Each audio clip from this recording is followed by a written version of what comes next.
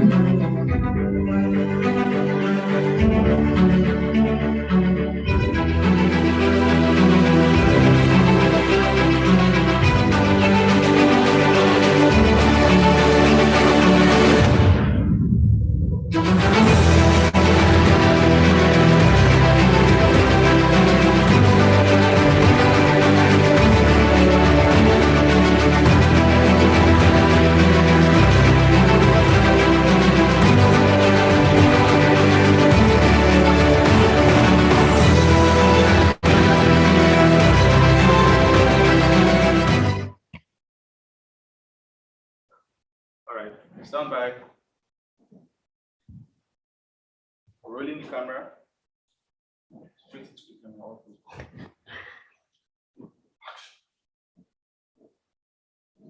Good morning, everyone.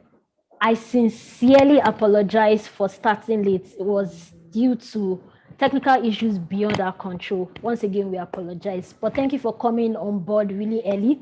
And we're going straight into the national anthem. So please let's stand up as we take the national anthem.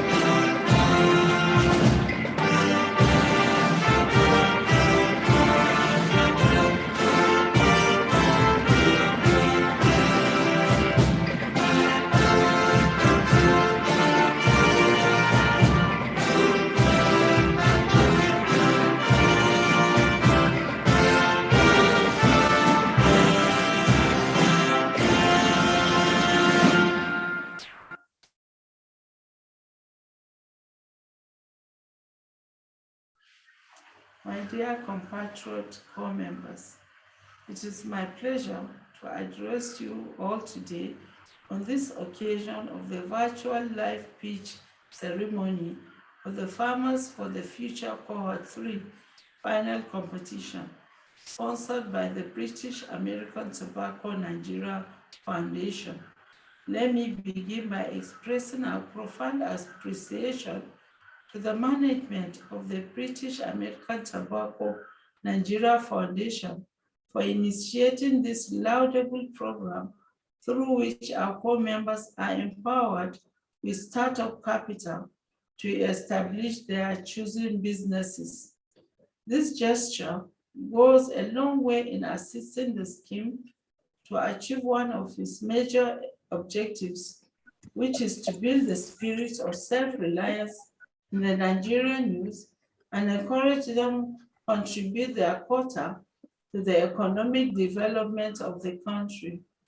I also appreciate the foundation for sustaining the capacity of the program and upscaling it to accommodate more beneficiaries. It is heartwarming to know that within the short period of its implementation, the program has made enormous impacts as the earlier winners have successfully established their agro-businesses and are contributing towards ensuring.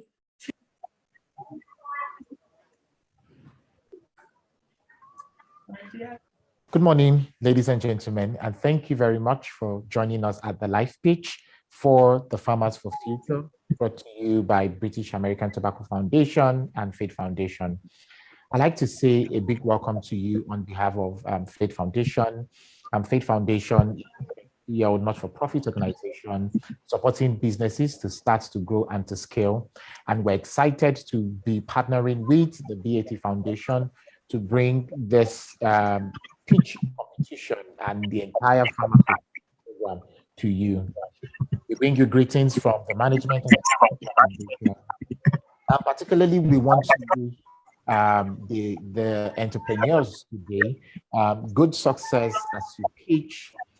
In the next couple of months after now, or weeks after now, we will definitely be going into a lot of sessions with us where we want to be able to help you and support you to scale your projects, to scale your businesses, so that at the end of the day, we are confident that you are doing well for yourself, you are able to generate jobs, you are able to improve your revenue and your profit, and at the end of the day, Nigeria is good for it. So on behalf of Faith Foundation, we'd like to say a very big thank you to everyone for joining. We say a very big thank you to our judges. Thank you for taking out the time to be with us in this session today, and we hope that it will be worth your time. So to our entrepreneurs who are pitching today, I wish you all the best. We ask that you will give it all that it takes. It is worth it, definitely. And we look forward to, hearing what you have based on the sessions that you've had before now, and of course, to helping you and hand-holding you in the sessions that will come on even after the pitch. So thank you very much and have a good morning, everyone.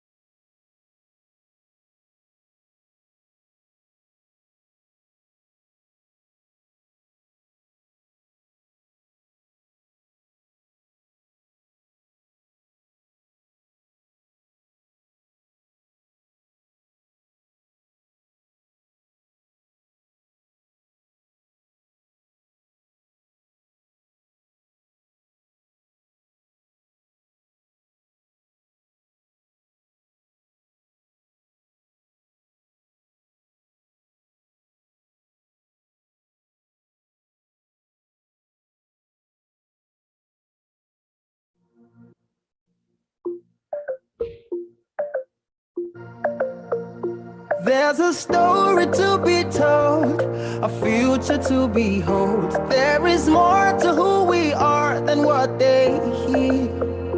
We have love within our soul, fire in our bones. We've got everything it takes to make it here. There's much more within our soil, more than just our oil. We can grow the food to feed the whole world square. Agriculture is the key.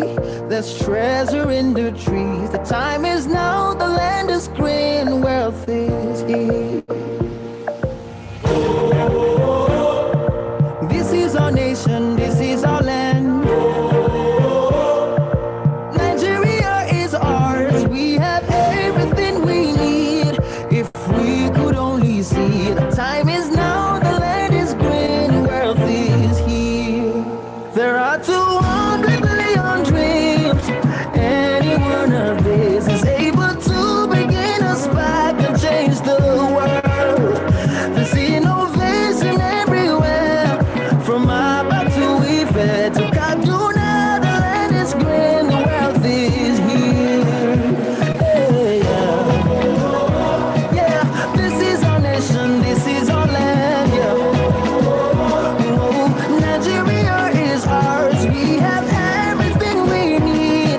If we could only see, the time is now, the land is green, the world is here.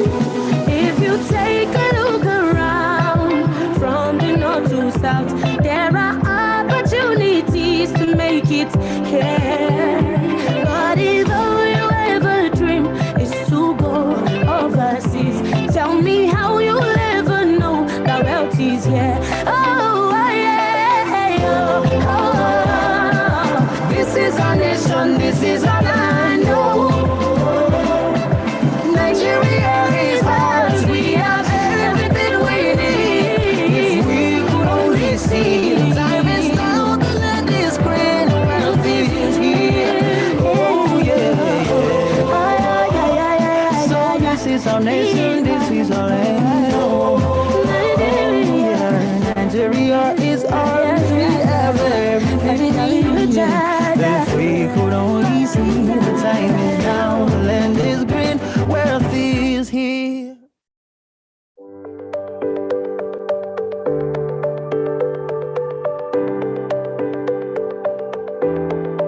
My name is Olariwaju. I'm one of the participants in the recently concluded British American Tobacco Bootcamp. I particularly enjoyed the hands-on learning approach that was adopted. Also, I strongly believe that by integrating the lessons from this bootcamp into our parent stock poultry farm, we are going to experience an exponential growth in our business. My name is Peter Theophilus Ona. I'm one of the participants of the Farmers for the Future program cohort 3. One important thing that that bootcamp has remodeled my thought toward business. I have been really touched in terms of knowledge on how to grow and scale a business. I really appreciate that. It's not something I would like to take personally for granted. Prior to the bootcamp, I was inexperienced on some important subject matters that relates to the entrepreneurial journey. However, during the training, I had a career-changing experience that has equipped me with the right mindset as an entrepreneur. Thank you, British American Tobacco Nigeria Foundation and Faith Foundation. I want to appreciate them for all the effort they have put together, all the volunteers who have been lecturing us. I want to really say thank you. I'd like to say a big thank you to the sponsors of this program, British American Tobacco and the Faith Foundation. Thank you.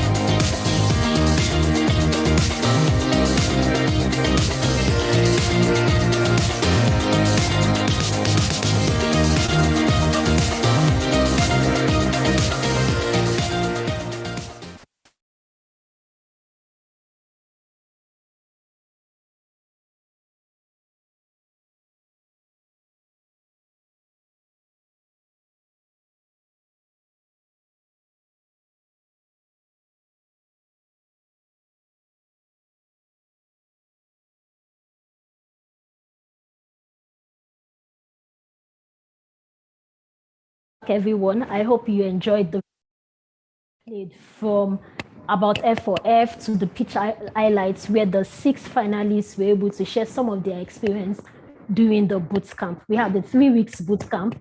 20 entrepreneurs actually entered the boot camp, and after the first stage of the pitch level, these 6 are the ones who have now moved on to this final stage, and today they'll be pitching their businesses to the judges. All right, so I'll be introducing our 3 judges now. So on the call, we have with us African farmer Mogaji. Please, can you give him a round of applause? Welcome, sir. Thank you very much for taking out time to be with us today. Also on the call, we have Professor Chidi Ibe. Welcome, sir. We say a big thank you to you for taking out time to be with us today. And last but not the least, we have with us Mosumola Umoru, who is also one of the judges for today's business pitch competition. Welcome, ma'am. It's good to have you here with us today. All right, so next I'll be introducing our top 6 finalists. Let me see some excitement in the chat box. Victoria, Peter, Paul, Trux, Chidima, are you ready? In fact, are you excited to be here today? Let me see your yes in the comment box. All right. Okay, so we have 6 entrepreneurs, as I said earlier, who have moved to the final stage of the pitch competition, and they will be pitching their businesses before the judges today. All right, so we have Olarewaju Arilomo. We have Ugoji Paul. We have Victoria Emmanuel, we have Chidima Eze, and we have Peter Theophilus. Also, Ogbona Trux. These are the 6 entrepreneurs who will be pitching their businesses today before the judges.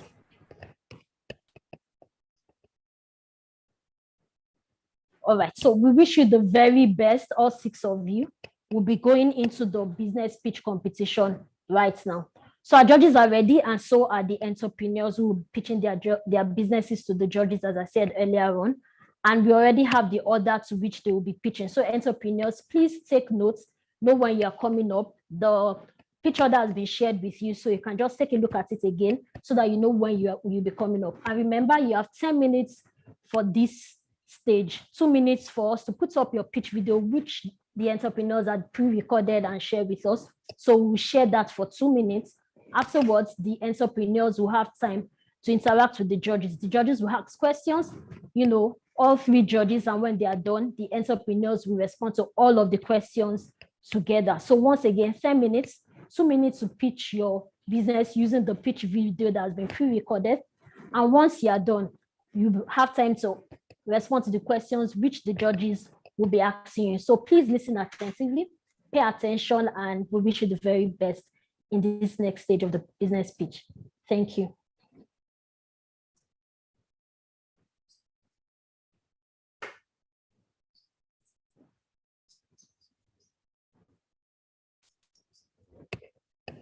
All right, so entrepreneurs, are you ready? Let me see your yes in the chat box if you're ready. Victoria, let me know if you're ready.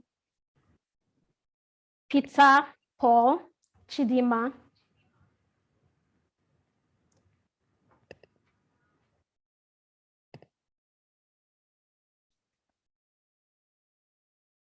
All right, so Olayewaju, you'll be coming up first. Please note this. And once Olayewaju is done, Paul, you'll be coming up afterwards.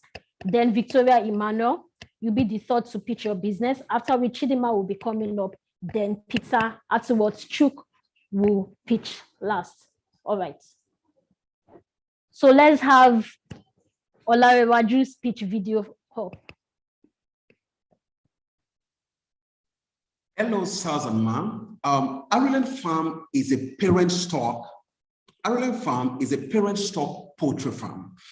We are into this business because of the huge local demand supply gap as seen in the graph below. Our value proposition is the reproduction of broiler day-old chicks. Now, our attractions from Q3 2020 to Q4 2021 highlight our major milestones. Now, in the course of doing business, some of the key lessons we've learned is that we must always ensure our birds and farm, and likewise, we must vaccinate our birds against avian influenza. Our 10-year plan includes capacity scaling, vertical integration, and horizontal integration. Our route to market is simply hatchery to off-takers, while our revenue model is a B2B model. Currently, we are looking to raise 30 million naira. These funds will be deployed towards bird purchase, 1,000 birds, and our operating expenses. Now, of course, this would be a mix of grants, debt, and equity. And on this slide also includes our existing investors and fund raised till date. Our revenue projection, our conservative projection is that in this year, we will generate 4.8 million naira, which is 2022, while in 2023, we are going to generate 16.3 million naira. Now, this growth will be driven through capacity scaling, forward integration, and backward integration. Here, our management and technical team. Thank you, everyone.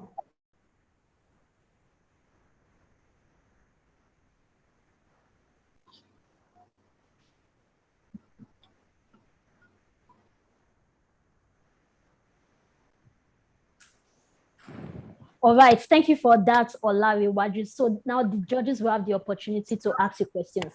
But before then, we also have our audience on YouTube who are joining us and watching as well. So I welcome you all, those on YouTube.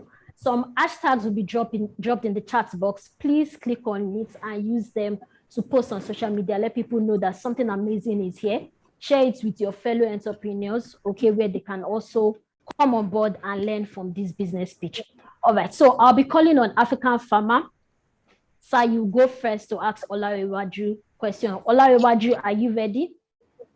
Please unmute your mic to respond. Thank you. Yes, I am. Thank you, Olayemi. Basically, I just want to ask Olarewaju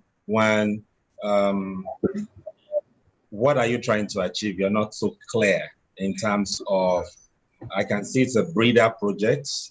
And you mentioned broiler. It's not clear what you're trying to achieve. It would be good for us to know about your management. You just showed the picture. You should have mentioned one or two key roles. So I would like you to mention one or two of your key team members, and who are you selling to? What are you selling? Thank you. All right, thank you for that, African farmer. Mosumola, over to you, ma'am. Thank you, everyone, and thank you, African Farmer, my dear colleague, for that first question, because I was blown away. So I'm also very curious, how long have you run this business? Because I didn't see a trajectory. So is this a startup? Who are you sourcing from? Yes, you want to raise 13 million. If I understand the poultry market a little bit, I want to get clarity on where you are today. And I mean, I don't have that as well. So it would be nice to know where your African farmers already asked about your management team. That's basically to understand the competence of the team that is trying to run this vision. Yes, I do hear that it's a parent stock farm, but take me on a journey to understand why I should be investing in you, or why BATN should be investing in you right now. It's like a big dream, and I just want a bit more insight. Thank you. All right, thank you so much for that. Professor Ibe, over to you, sir.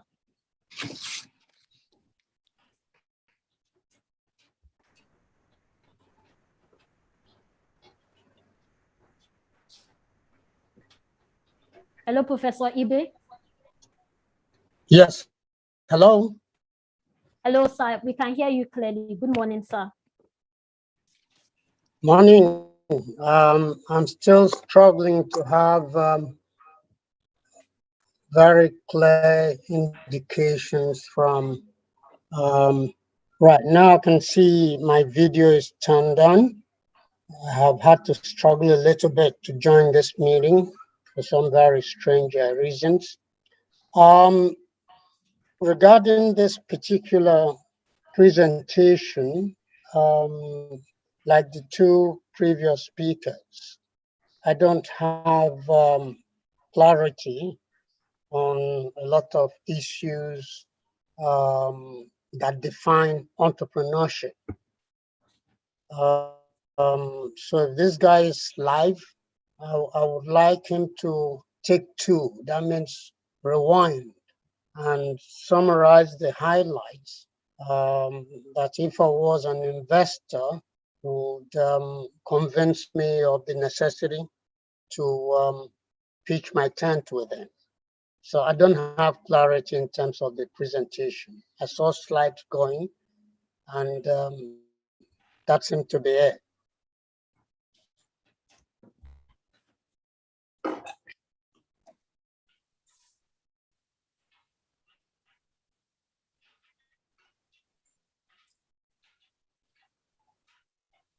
Hello? Hello. Good morning. Can I proceed, Madam Olai? Can I also Okay. inject at this point? Olai? Yes, ma'am. Please go ahead. Olayewaju, please hold on.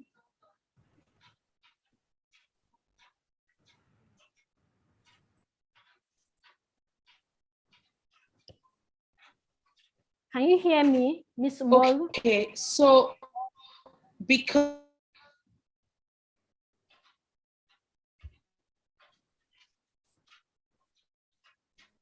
I was the second speaker and I had to respond quickly, let me first start by saying everyone who pitched, I have read. Yes, I can hear.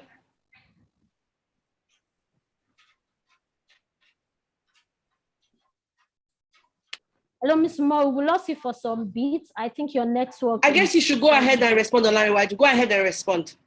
All right. So, Olaiwaju, please go ahead and respond. Thanks. Okay. Thank you so much, panel of judges. So I'll start from Mr. Mogaji's questions. I said, what are we trying to achieve? So parent stock is the niche we're playing in, the value chain. And yes,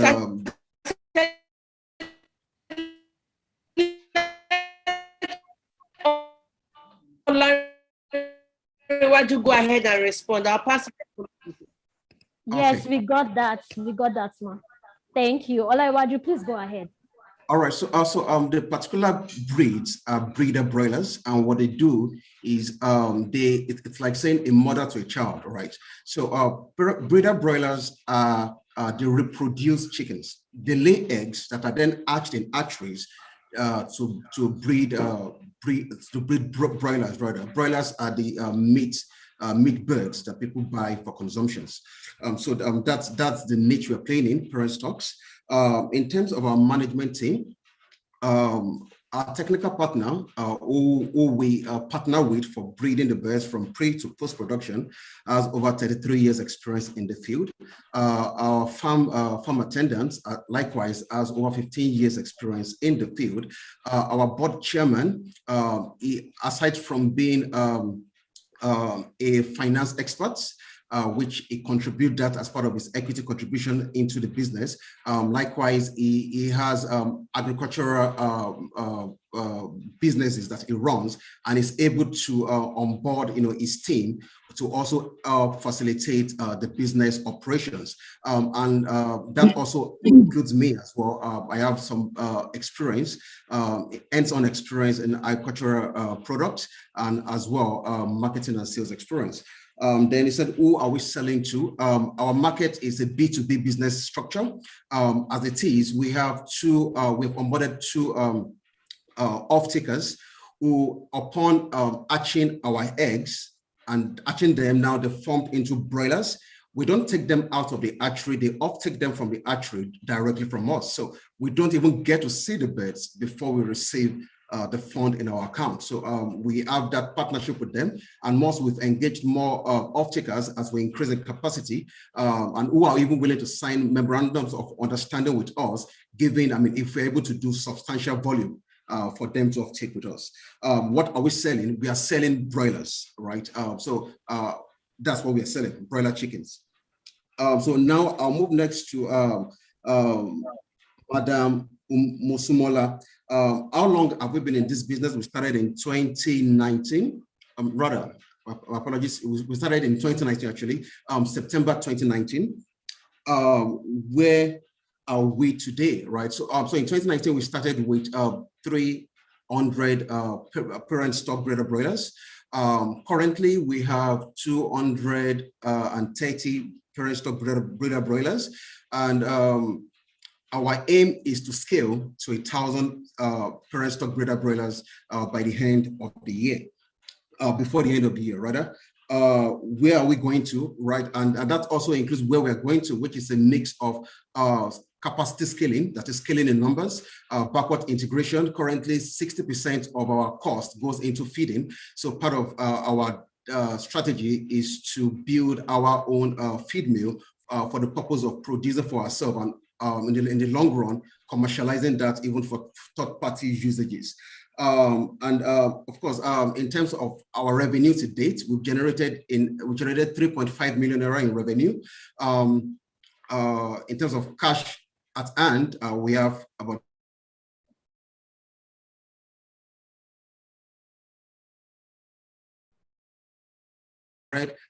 parent stock birds that we built. We have 1 acre of land that we purchased. We have, and as well, our technical partner ecosystem put us in a position where we're able to leverage on his own pen, even for the purposes of rearing the 1,000 breeder broilers we have in mind for the year 2022.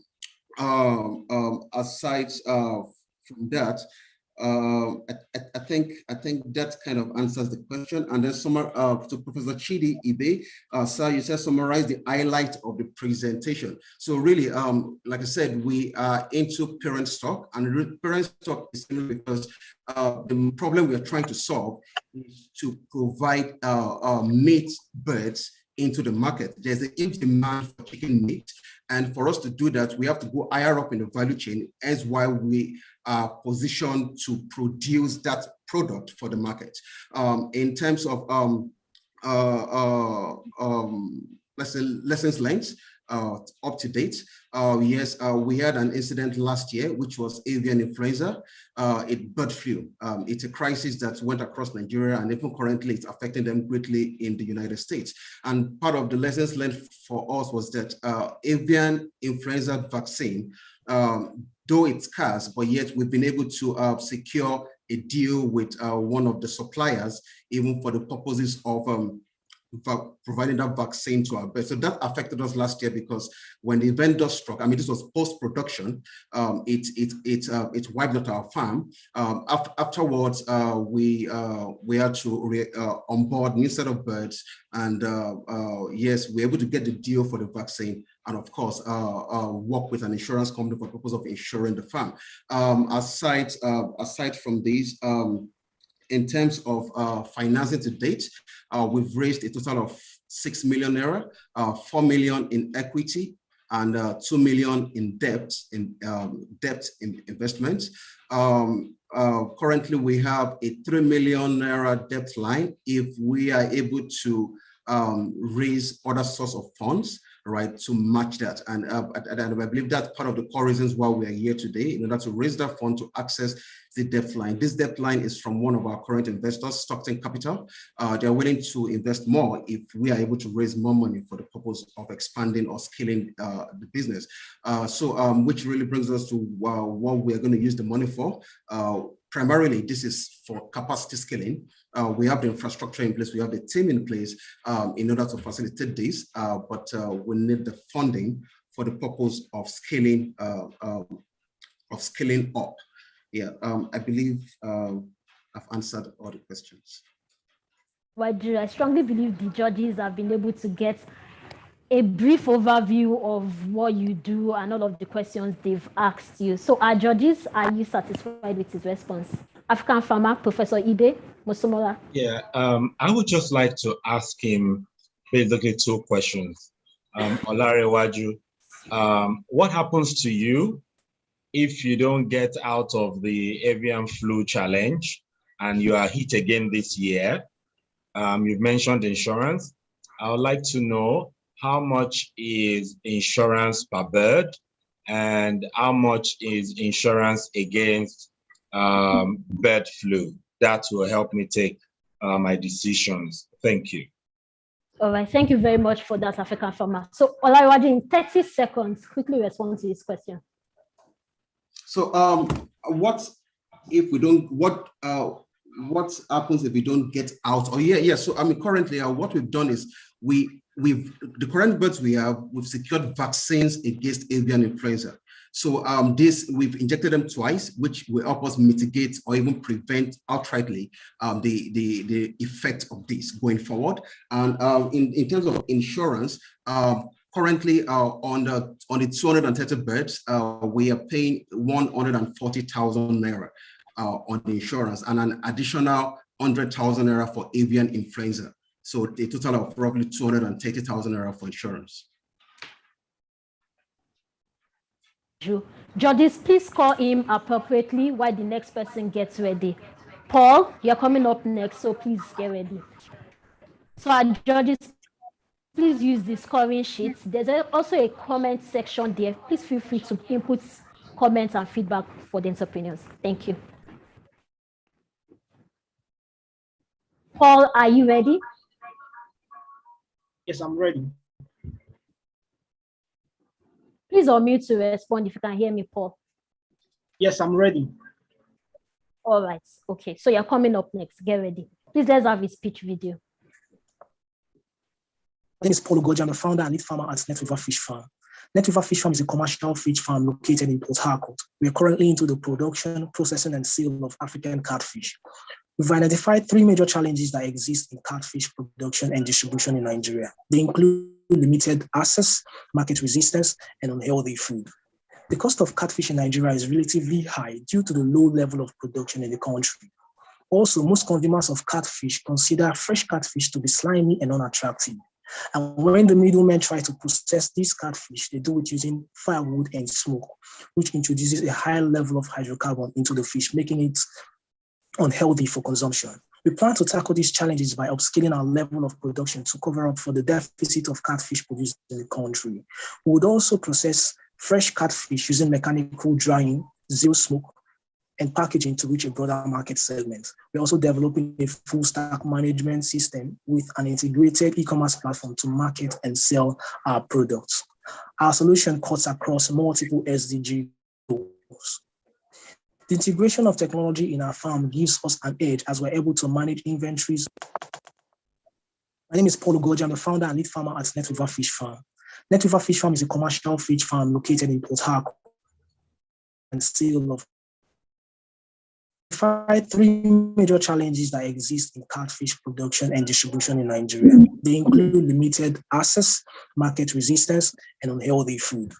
The cost of catfish in Nigeria is relatively high due to the low level of production in the country. Also, most consumers of catfish consider fresh catfish to be slimy and unattractive. And when the middlemen try to process these catfish, they do it using firewood and smoke, which introduces a high level of hydrocarbon into the fish, making it unhealthy for consumption. We plan to tackle these challenges by upscaling our level of production to cover up for the deficit of catfish produced in the country. We would also process fresh catfish using mechanical drying, zero smoke, and packaging to reach a broader market segment. We're also developing a full stack management system with an integrated e-commerce platform to market and sell our products. Our solution cuts across multiple SDG goals. The integration of technology in our farm gives us an edge as we're able to manage inventories, receive online orders, and render support to our many customers. We've identified and segmented our target market into three major groups: local consumers, local vendors, and exportation markets. We plan to make revenue from sales of our products, both fresh and dry, in our outlets, online, and from logistics. We've identified our competitors and analyzed them in three major areas: production, processing, and technology. We would scale up and match up consistently when necessary. Since we started in 2019, we've recorded substantial growth as we've been able to gain 81% return on sales, 76% return on sales, and 93% return on sales respectively. We required a sum of 4,960,000 naira to enable us execute our plans and projects in capital and running expenses. This is our competent and amazing team running Net River Farms. Thank you very much for your time. I anticipate your thoughtful questions. So everyone, that was Paul. Our judges, I'll be handing over to you now. So Professor Ibe, kindly go first. Well, thank you very much. Paul, fish feeds, the cost of fish feeds are out of any reasonable reckoning. How are you coping with that issue?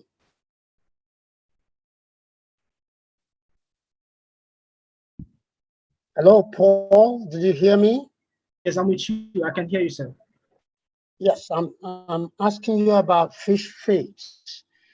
How are you coping with the issue? Are you able to formulate your own feeds, or do you depend on commercial sources? Okay, I thought I'm going to take all the questions together, sir. Yeah, I'm done with mine. My focus is on the feed, because in aquaculture, okay, that's a critical element. All right, thank you so much for that question, Professor Ibe. Paul, please note the question. African farmer, you're going next, sir. Okay, Paul, I would want to ask you, who buys your catfish mostly? Who is the buyer? Who is the consumer? It's very crucial that you make that clear to me. Who is the buyer?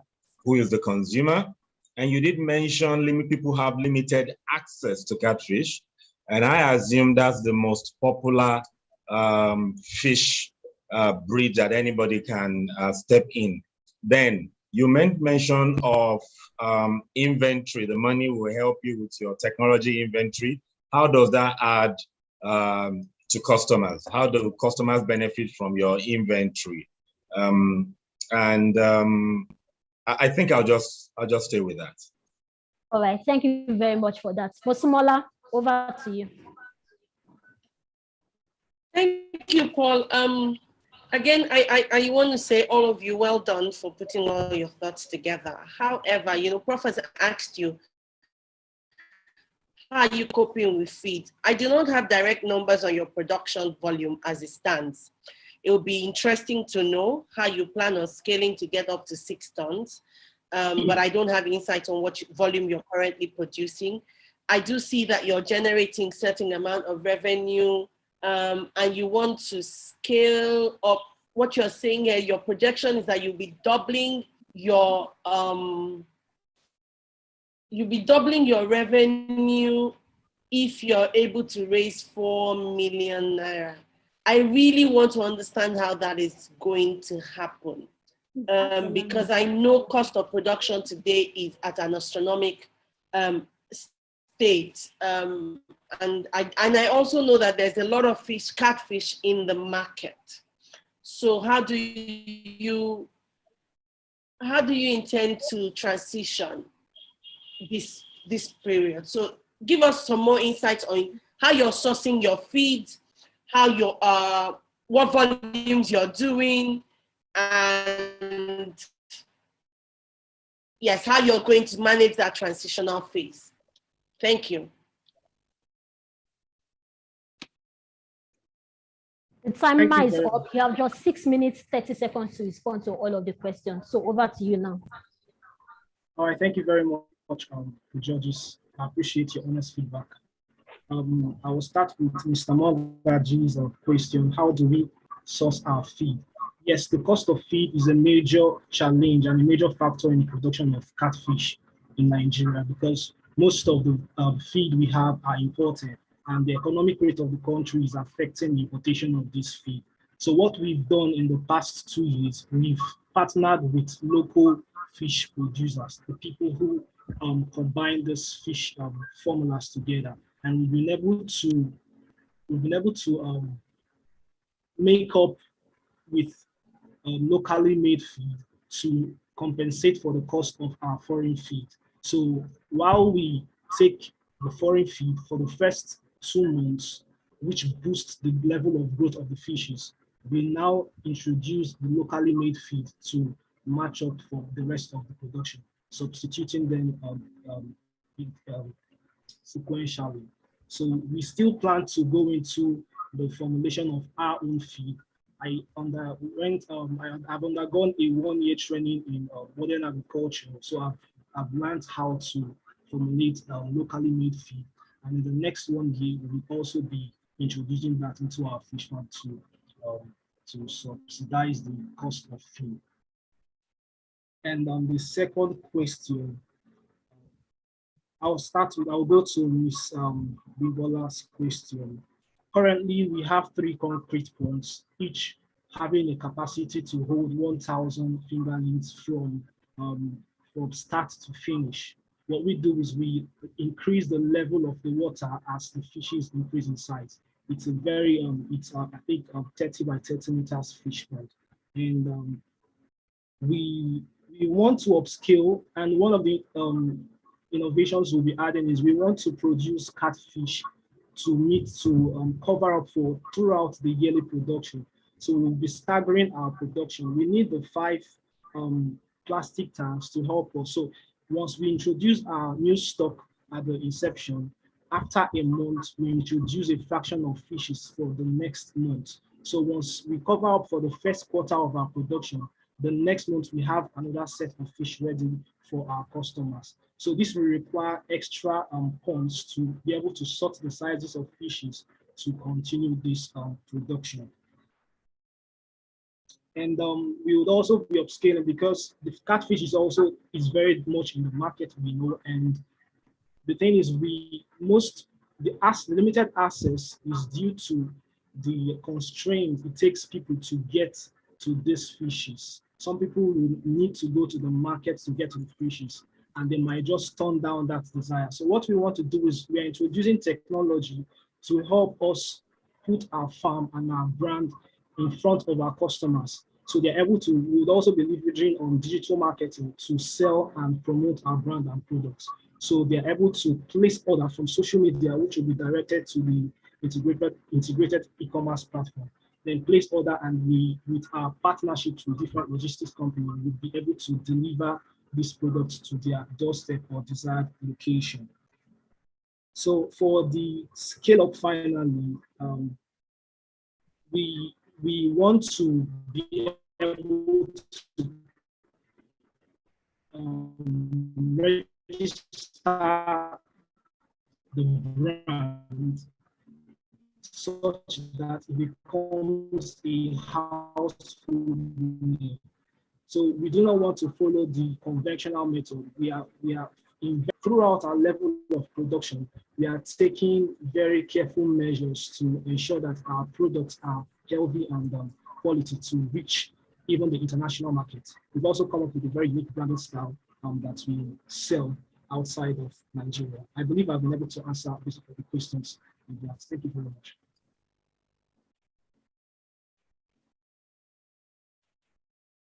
Our judges, are you satisfied with his response? Professor Ibe, African farmer Mosomola. Yes, I'm good with his explanation of how he has introduced local feeds into his feeding regime. So that's satisfactory. All right, thank you, sir. African farmer, I saw your hand up. Yeah, you've not answered the question. Who is the buyer? Who is the biggest buyer of catfish, and who consumes catfish the most? Thank you. Or what industry consumes the catfish the most?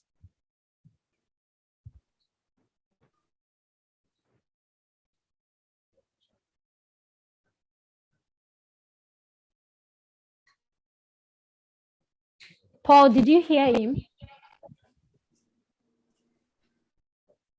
Paul, kindly respond if you heard African farmer's question.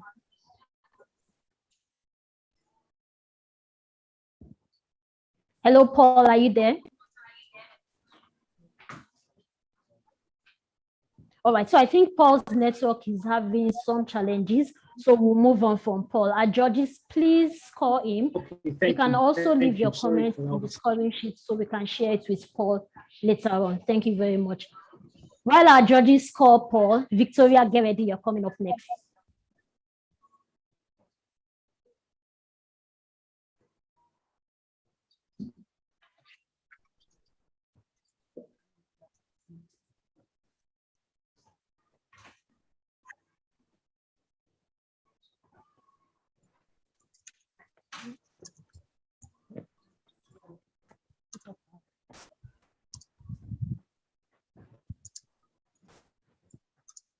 All right, so we'll be going on to Victoria now. Your pitch deck is coming up. So you have 2 minutes for your video to play, after which 8 minutes will be given to you to listen to the questions and respond to all of the questions the judges have to you.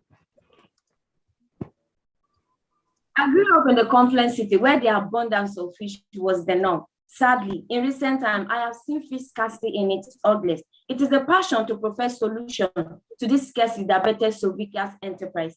Hello, everyone. I'm Victoria Emmanuel, the CEO of Sovika's Enterprise. We specialize in fish production, processing, marketing, and distribution. The current fish demand in Nigeria is at 3.6 million metric tons. Sadly, only 1.1 million tons is being produced, leaving a deficit of over 50% to be imported, resulting to a high percentage of our population being undernourished, and Nigeria has been kept below the bar in food security. That is why, as Sovika's Enterprise, we employ sustainable aquaculture principles to increase yield through the production of quality seed and reduce post-harvest loss using smart technology, thereby beating the demand gap. Thus far, our business is registered with the Corporate Affairs Commission of Nigeria and SMIDAN. Interestingly, we are now members, Faith Foundation, and the British American Tobacco Nigeria Foundation. The quality of our product, accessibility, and the promotion of these sustainable development goals makes us stand out. Our target customers are pregnant and lactating women within the ages of 15 to 60 years, middle income earners resident in Lokoja, Abuja, and Kaduna State. Well, amidst competitors, our processing methods stand out because it guarantees neat and healthy fish products are offered to customers. We are a formidable team of 7, 4 in the management team and 3 production assistants. Together, we strive to make Sovika's Enterprise a need that is known for promoting food security through quality fish production. With a budget of 3 million naira, we'll be able to scale up our production by 50%. We cater for the capital investment, operational and regulatory costs. Here is a clear representation of our 6-month financial record and financial projection. This is a sample of our product. Thank you.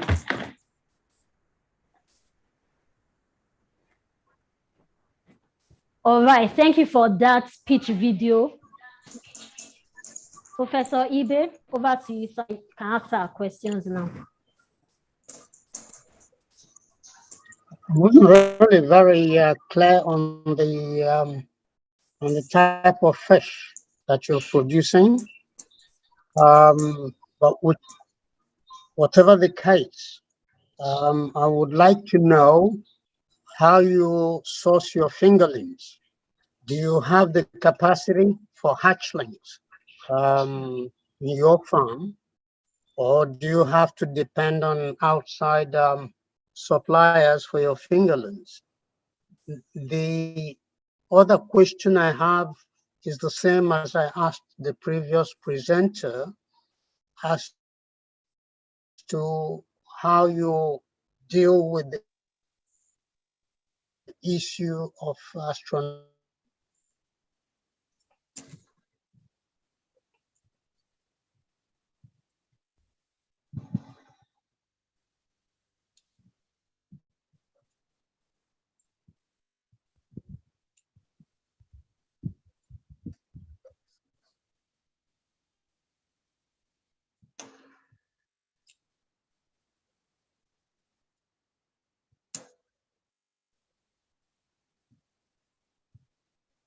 I'm done, ma'am, moderator.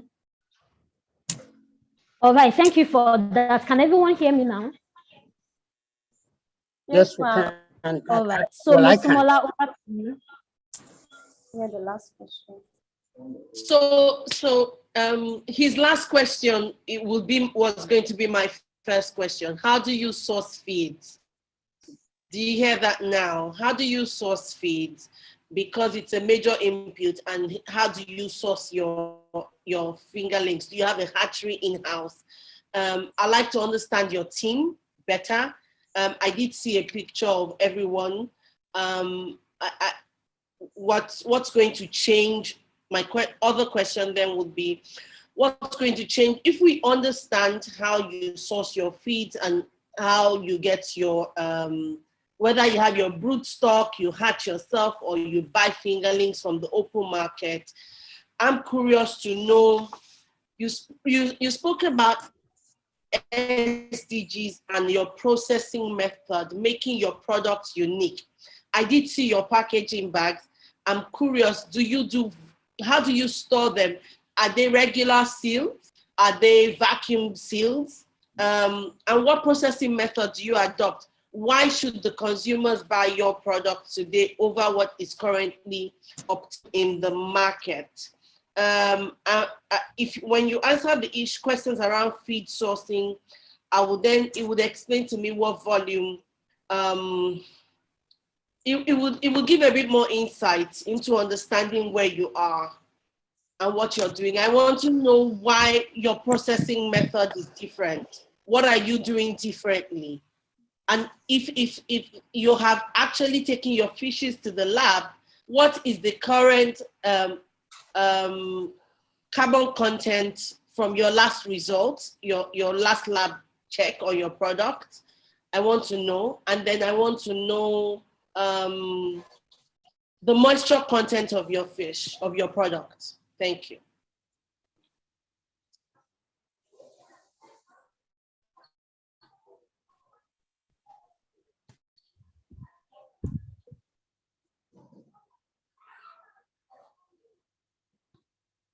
That will be all, Olayemi, from my end. All right, thank you for that, Mosumola. African Farmer, over to you, sir.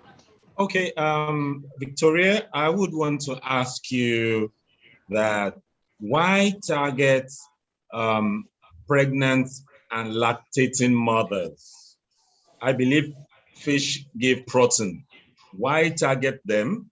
That's one. And two is, what category are you targeting? Rural women? Are you targeting urban women? Basically, why that target market? And and you did mention Abuja, some places in the north. Why those locations, and how do you get your produce to them? Thank you. All right, thank you very much for that. So Victoria, respond to all of the questions. Thank you so much, panel of judges. I will start with the question Professor Chidi asked about how I source fingerling. I carry out hashing. I'm going to combine it with feed, sourcing for feed and fingerlings. I carry out hashing myself so that we'll be able to monitor the quality of the fingerlings, because food safety is part of our goal as a team. So for the feed, what we do is we use commercial feed for the first 2 months, then proceeding we'll use locally produced feed. We run 3 of this cycle of production. While we are doing hashing, we disburse at a particular stage, we sell out some so that we can use the money to feed the ones we are ready to keep as our either broodstock and table size and for processing. So that's how we try to manage it, the feed and the fingerlings. Okay, proceeding to the question Mrs. Musmola asked about, I guess I've answered for feed and fingerlings. Okay, for the broodstock, we don't have the capacity of raising broodstock now. So what we do, we buy broodstock and we acclimatize them for a particular period of time before we use them, so that we'll be sure that they are viable and sexually matured for reproduction. Then concerning the sustainable development goals, fish is considered one of the food items that promote food and nutritional security worldwide.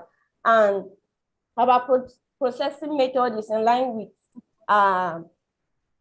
and the environmental integrity, that we look out for the climate action of climate impact of our production capacity, because some of our competitors, especially the local artisanal farmers, they use local processing methods, and the energy that is being released into the atmosphere is excessive, and smoke, the exposure to carbon is on a high side. So what we do, our processing method is an enclosed system that allows efficient energy use and prevents smoke getting out to pollute the environment.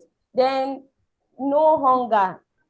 We believe that food and fish is a critical aspect of a nutritional diet. And aside the accessibility of food product, the quality is also essential. So that's why we are promoting fish for food security. Talking about our value of production for our processing, because that's where we get a high percentage of our revenues. We are currently Victoria. Hello, Victoria, can you hear me? I can hear you, ma'am. All right, so your time is up. Sorry, I had to cut in.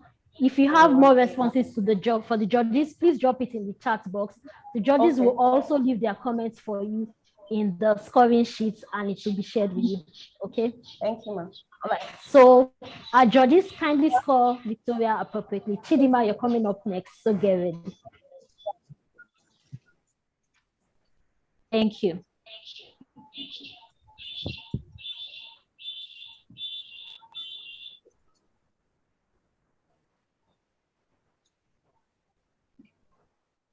All right, so while our judges score Victoria, Chidima, please drop in the chat box if you're ready, while we get ready to bring up your video.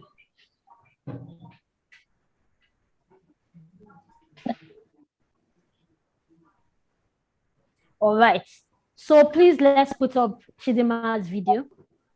Hello, food champions. I am Eze Chidima Mary, a soil and soilless vegetable farmer, trainer, and consultant. In 2020, I acquired some acres of land for vegetable production, And while all other factors of production was available, assessing farm labor became a great ordeal. As one, using community labor was extremely expensive for productivity. Two, assessing farm labor agents was difficult to come by. After several interactions with other farmers, I was able to get farm labor from a neighboring country in Cotonou. And on one fateful morning in the middle of production, they were nowhere to be found as they left the farm exacted. Discussed this with other farmers to get labor and avoid loss. I discovered that several farmers have a story to tell about their ordeal with farm workers. I carried out a survey to understand this better and discovered that 8 in every 10 farmers has a bitter experience with farm workers, ranging from the difficulty in assessing farm workers to the high cost of farm workers to the lack of skill of farm workers being duped by features farm agent and farm transaction. This board me to start Farmcast as a technology-enabled agricultural research human service firm that screens, train, and connects agricultural workers to recruiters. We do this to our website and USD code for human capacity by connecting skilled agricultural workers to recruiters, for farm consultancy, training, and staff management, and connect farmers to trained and trained farm workers. These are target market competitive advantage, traction, marketing strategy, and our business model includes this. Our revenue models are these. These are our team, and we are here to see.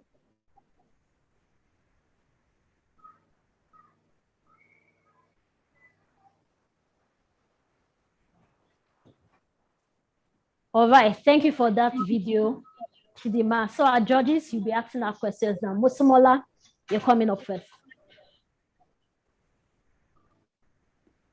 Thank you, Chidima, the farmer. And if I hear you correctly, the problem you're trying to solve is the human resource deficit in the ag sector. If that is correct, my question is, how many farm hands have you trained to date? And how many have you placed in farms? And how many farms have you placed them in? I would like to get some insight. I see your projections and I hear you, well done for this innovative idea. But because you're also running, according to you, you're running a farm of your own. I want to know how many you've trained to date, how many you've placed in farms, and what's your projection for training farm hands? How many do you plan on training between now and the end of the year? And what category of farm hands are you looking to train at this point? Thank you. Mosumola. Professor Ibe? Right. First, congratulations, young lady. Running a farm consultancy is big business. It's also dicey because you depend on a clientele. Let's talk of clientele. So I would like to know how you've built up your clientele and what your recruitment process is to build up this clientele.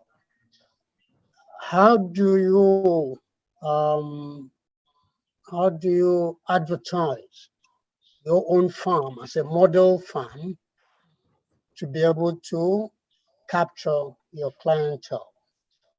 I don't want to complicate it further than this. Just let me know what your clientele is and how you recruit, and the linkage between your demonstration farm. You might not call it that. It's a practice farm, but what linkage between that and your clientele? All right, thank you very much for that, Professor. African farmer, over to you, sir.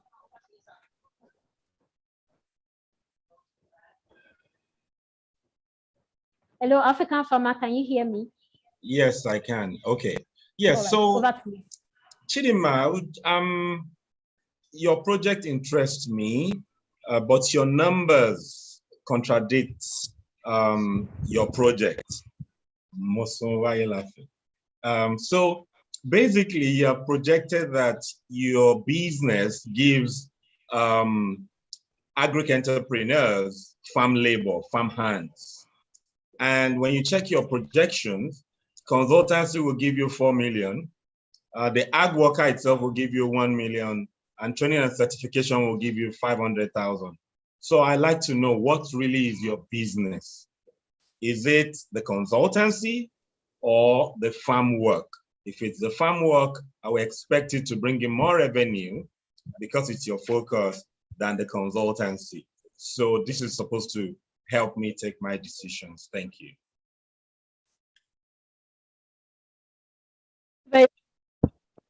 So Chidima, please respond to all of the questions.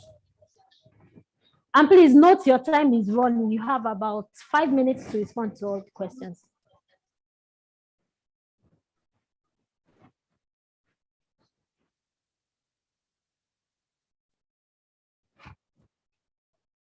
Hello, Chidima, are you there? Oh, yes. Chidima, can you hear me? Can you hear me, please? Hello? Yes, I can hear you now, Chidima. Please go ahead. I hope you heard all of the questions the judges asked you. Yes, I did. Yes, I did. All right, so please respond to everything now. You have 5 minutes to do that. I'll talk from African farmers, not that this question. So we provide training for farmers. Hello, Chidima, if you can hear me, kindly speak up so we can hear you clearly. Hello, can you hear me? Yes. Hello, can you hear me now? Yes, it's better now. Please go ahead. Okay, so the business of our business is to connect agricultural human resources to farmers, and then so we do that by providing these laborers or workers, skilled workers, to farmers, and by also doing training, that is, we consult for the farms. So it's a two business. We render 3 services. The first one is that we consult for farms and we do trainings for farm workers. That's on site or on farm training. And then we also have training that we carry out on our farm for skilled workers and then the unskilled workers. So these unskilled workers, we get the unskilled workers, the farmers request for the unskilled workers, and then we train them and then we deliver them to the farms. So we do the consultancy and training, and we also do training for skilled farmers and supply to them.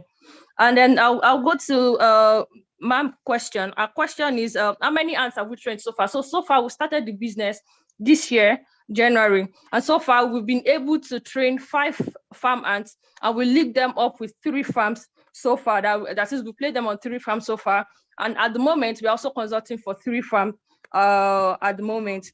Then which category of farm ants are we working at? So at the moment, because we don't have enough resources to be able to train all of our farm ants, we started with the vegetable section, which is what I am into. So it's easier for us to be able to train farm ants that are needed for vegetable farms, and then we link them up with the farmers that need them. So on the long run, we project to have every other unit of agriculture on our farm, such that it is easier for us to train them and then ensure that they are easily accessed to other farmers. I'll move to Professor's question on how we build and recruit. So far we work with some consultants that we know in the business that are quite good in what they do, and then we also recruit staffs from our communities. So most of us, we know each other, we know what we do. So it's easier for us to get people on our team, to join our team, to be able to come in as trainer, as consultants, since there are a lot of value chains in the agri sector. So it's easier for us to be able to reach out to people that we know are more experienced in this area. Thank you. I don't know if I've answered every other question. All right, thank you for that, Chidima. Judges, are you satisfied with our questions? She still has 2 minutes. Okay, so, and this is a general feedback to everyone. So far, I've heard a lot of people speak about what they have done, and it's phenomenal.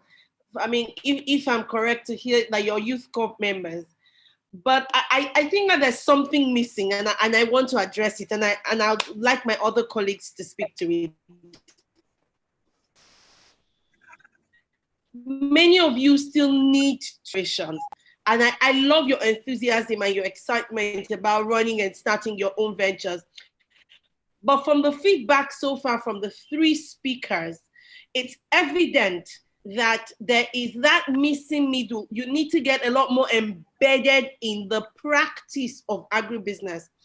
It is not sufficient to just get up and start. Passion is good, passion is great. But you see, getting experiential knowledge is even far greater and far reaching in grounding you in the industry so that you do not lose money, so that you do not lose investment. But we'll talk a bit more as we listen to the other speakers. But I just thought that I needed to put that word out there before I lose it, since we have two minutes of Chidima's time. Thank you. African Farmer, I see you nod your head. Please address that. All right, yes, African Farmer, over to you. Your hand is up. So I'm just trying to, for focus and clarity, that's my you said you are a soil and soilless farmer. Are you providing this service to soilless farmers? Because I know it's a very narrow space. So if you're providing the labor or staffs to them, it will be good to know that that's it. But if that's not the people you are providing labor to, then you may need to rejig your business plan. And secondly, what experience do you have? How long have you been doing this? For how long? And have you crossed regions? Thank you. All right, okay, thank you very much for that. Prof, do you have any question or feedback for her? Okay, thank you very much, sir, for the question. I'm a soil and soilless vegetable farmer. That is what I started agriculture as. But I've been able to work with farmers in various sectors for over 7 years now. And I discovered that this labor is a major challenge that they face. So because we are just a startup, we are less than 4 months in the business, I started with the sector that I am well versed in. I'm a trained soil and soilless farmer. So it's easier for me to be able to work easily and train laborers in the soil and soilless vegetable farming production. That's in the vegetable farming sector. Our long-run projection is to also diverse into other sector of the agriculture, growing from the grains to the tubers and even to the animal unit section, whereby people are trained, because we also partner with some agricultural firms that are into trainings to ensure that we have a large pool of skilled workers that we can easily connect to agricultural firms also. And then we also render some training, some basic training, especially for laborers, such that it is easier for us to be able to address this labor issue across all sectors, not just the vegetable farming sector alone. Thank you very much, sir. Very much for that clarity. Please input scores in the scoring sheet so that we're able to manage our time effectively and round up in good time. Okay, so Paul, you're coming up next. Get ready.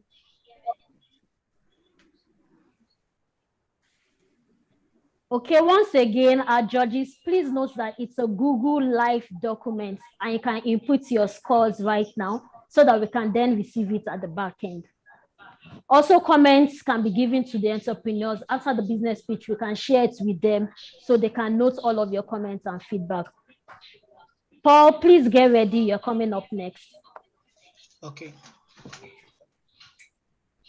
So while Paul gets ready, there are some comments in the chat box. So our judges, I think some of the entrepreneurs drop their comment there for you. So you can kindly look at it also and type in the chat box to give responses as you see fit.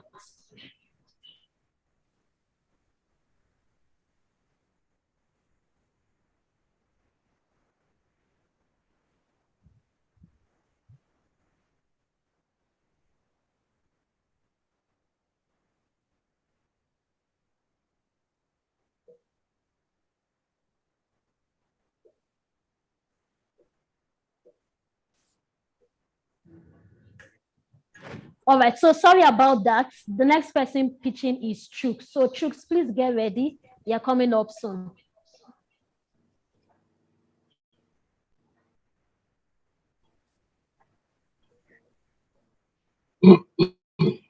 And let me know if you're ready. While we get ready to put up your pitch video.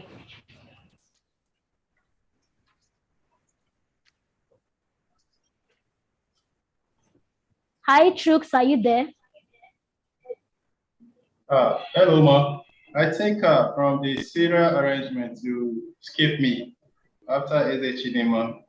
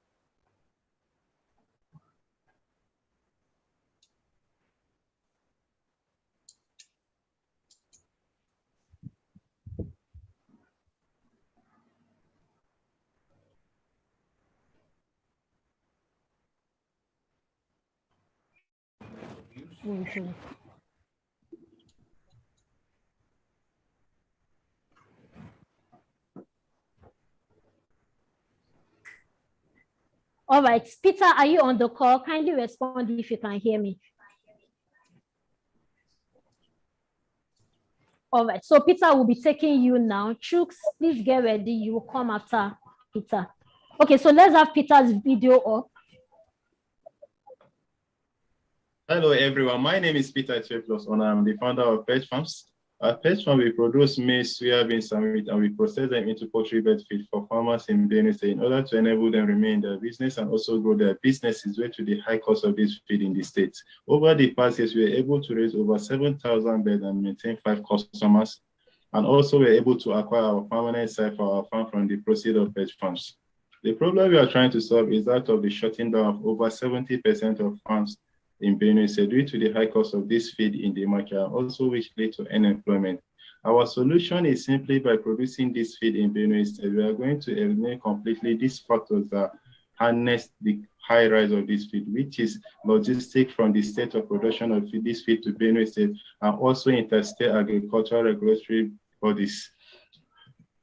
Our product is simply the broiler starter mash.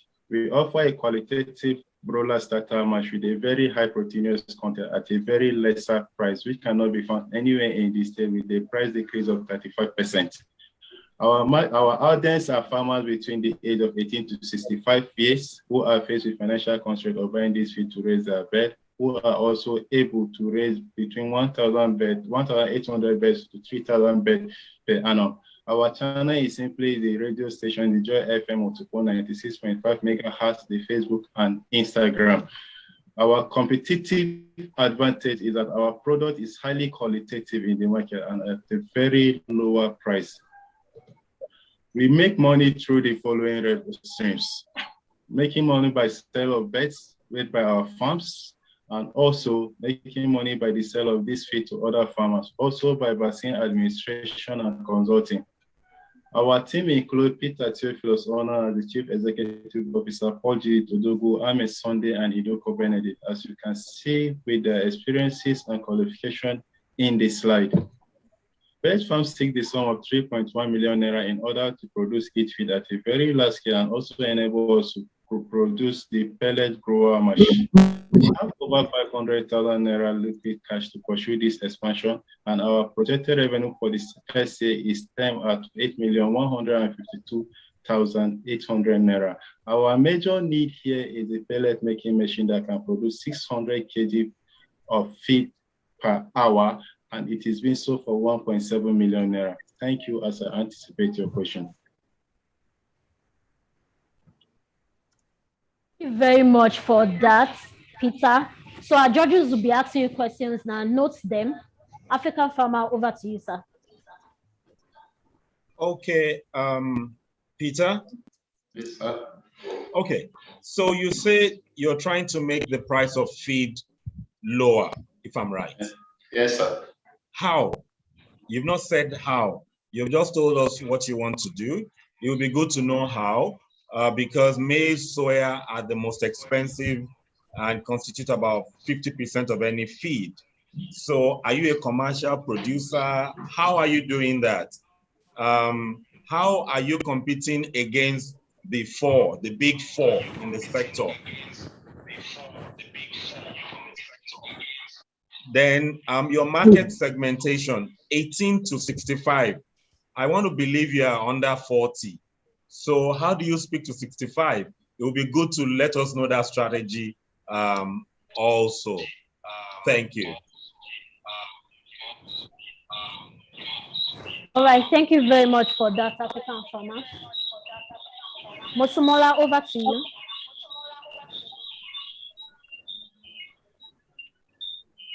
Okay, thank you very much for your desire to impact the sector. But I'm very curious to know, I mean, African farmers asked you how. I want to know, because you're projected that you're going to be growing your own maize and growing your own, I don't have that presentation here again. I wanted to quote you directly. But you're going to buy seeds for maize and soya. I want to know what your projection is in terms of your yield per hectare. How much land do you have for producing these substitutes that will then impact your production? Have you secured land for that production as it stands, or are you about to acquire that? Where are you in terms of that desire? And what volume of feed do you plan on injecting? What volume of feed do you plan on injecting into the market such that you will be able to drastically lower the cost of production for other farmers? You know, because we're judging you now at this point, it's important that we understand all of those things so that we make an informed decision. I also want to know, I mean, and this is another comment, it's why the radio and social media to reach farmers within Benue State, and the farmer groups in Benue State that should be your direct target market. I'm shed some light on that. I am a bit concerned about your choice of reach to your target market. Instagram, Facebook, and radio. How do farmers really connect with that? Is that a thing in Benue? Because I've done some work in those regions, and I'm wondering how much in Facebook and Instagram to buy their feed. All right, thank you very much for that, Mosumola. Prof, over to you, sir. Thank you. The first judge has alluded to the high cost of your input materials, namely maize and soya. I think you did mention you're going to be producing your own raw materials or input materials. How do you, how would you, or how do you intend to assure sustainability in the supply chain and to achieve comparative cost advantage in terms of the input materials? Because I think that's critical in determining your ultimate the ultimate cost of the feeds. Secondly, you've mentioned that there are very high value and nutritional content. And I was wondering, how do you assure your quality assurance and quality control procedures? Who does that for you? And how credible are those processes? The QA/QC processes are important in feed manufacture in order to win the confidence and credibility of potential buyers. But in general, congratulations for pitching in into this very critical field of feed manufacture. Whether you're in aquaculture or you're in poultry or even animal husbandry, feed is a critical element. And for you to think of getting into this field, I think is courageous and you need to be applauded. Thank you. All right. Thank you very much, sir. Peter, please go ahead and respond to all of the questions.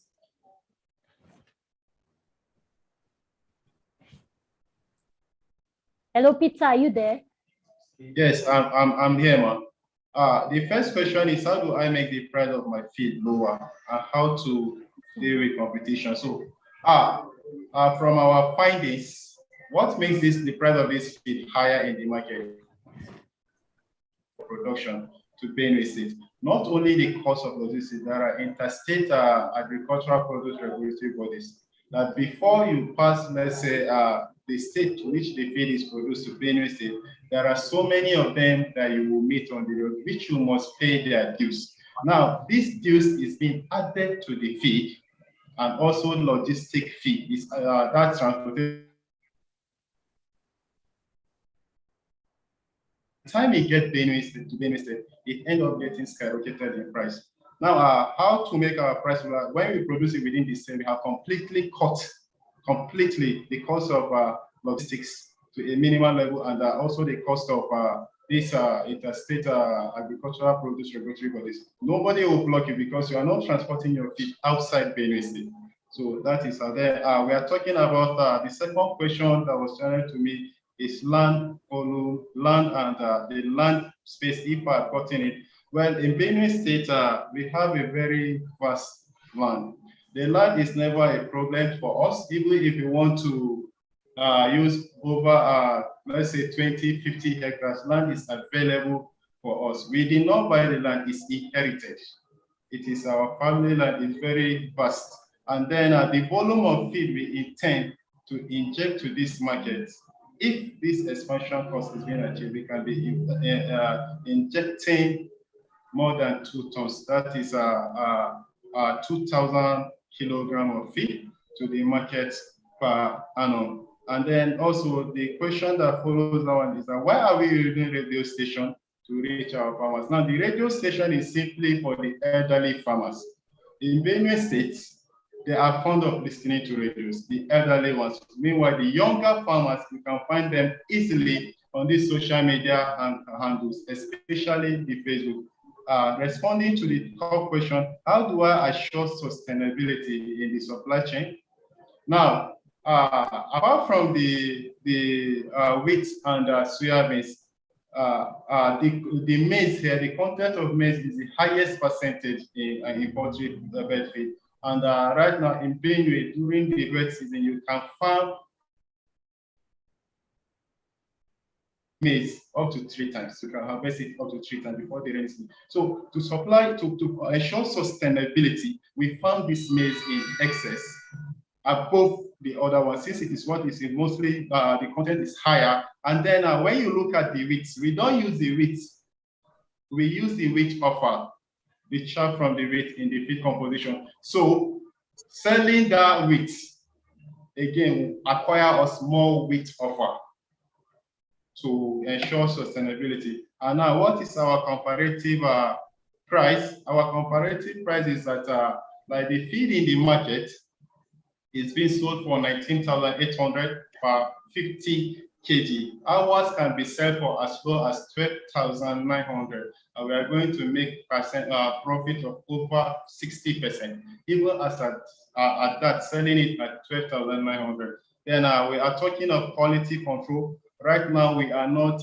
producing it in a very large scale. It's just within us, within a particular area in the state, which our feed is being used. Now we alter this. All right, Peter, sorry to cut in. Hello, Peter.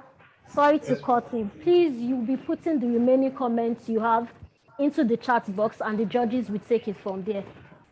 And the comments the judges will have for you, they will also put it in the chat box and also in the scoring sheet. There's a comment section there. Our judges, please, once again, kindly fill the scoring sheet so that we can start collating the results while the next person gets ready. So Peter, thank you very much.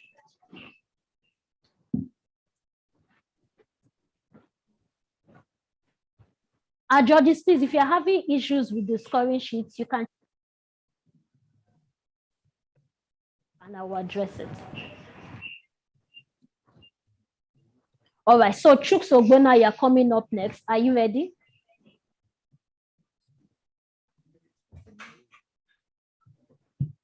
Chuks, if you can hear me, kindly respond. Are you ready?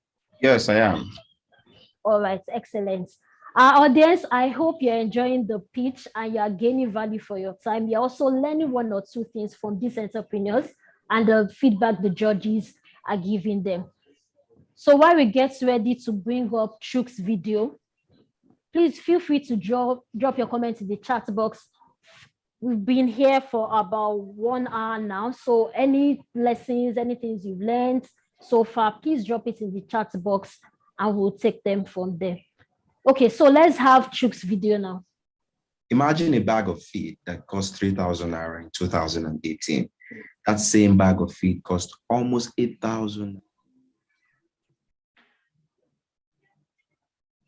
now in Nigeria. This must be the most difficult time to be a livestock farmer in Nigeria. I'm Chuks Ogbonna and I'm the co-founder at Urbanaka.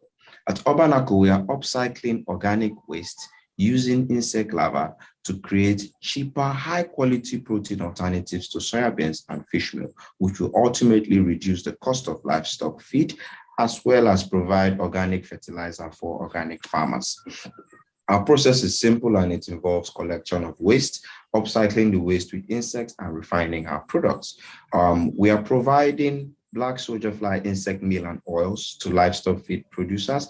We are providing high calcium and protein livestock supplements to poultry and fish farmers, and we are also providing organic fertilizers for organic crop farmers. In the South region alone of Nigeria, we have a total accessible market of up to 2.1 billion naira annually. We are sure that we will be able to remain competitive because we have a guaranteed source of raw material all year round, which is food waste, and we have amazing climatic conditions for the key components of our business. We are currently in the research phase. We plan to put out our products to the general public in the third quarter of 2022. We're currently partnered with the Rivers State Waste Management Agency as well as Rivers State University for product testing, among other achievements. Scalability for us is a wonderful concept because we can scale upwards, that means increase our production, and we can also scale sideways, that means diversify our production. This is our fantastic team, 3 million naira grant for purchase of 1,000 rearing crates at 2,680 naira per unit. This would enable us increase our production from a quarter of a ton a month to up to 2.8 tons of protein monthly. Thanks.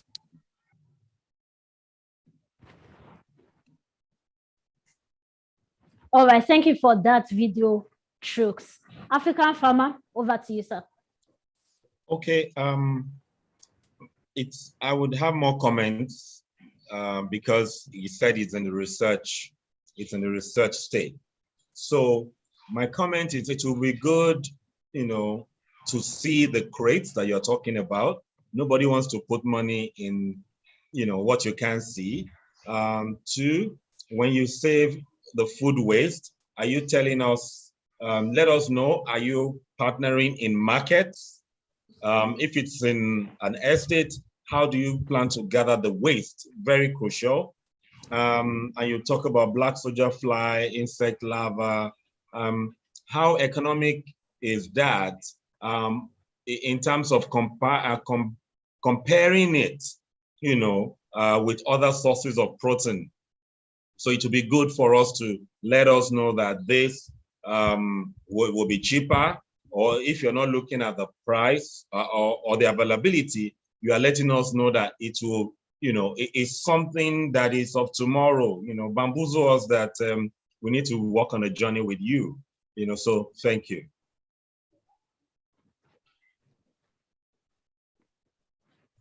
All right, thank you very much for that, African farmer. Mosumola, over to you.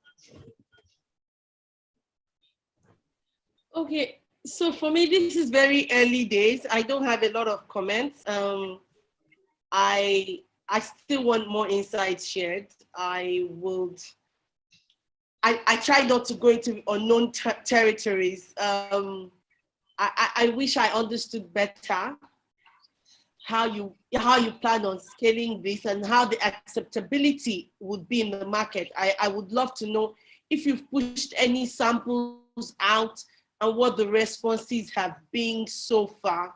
It would give me a bit more insight into understanding where you are. And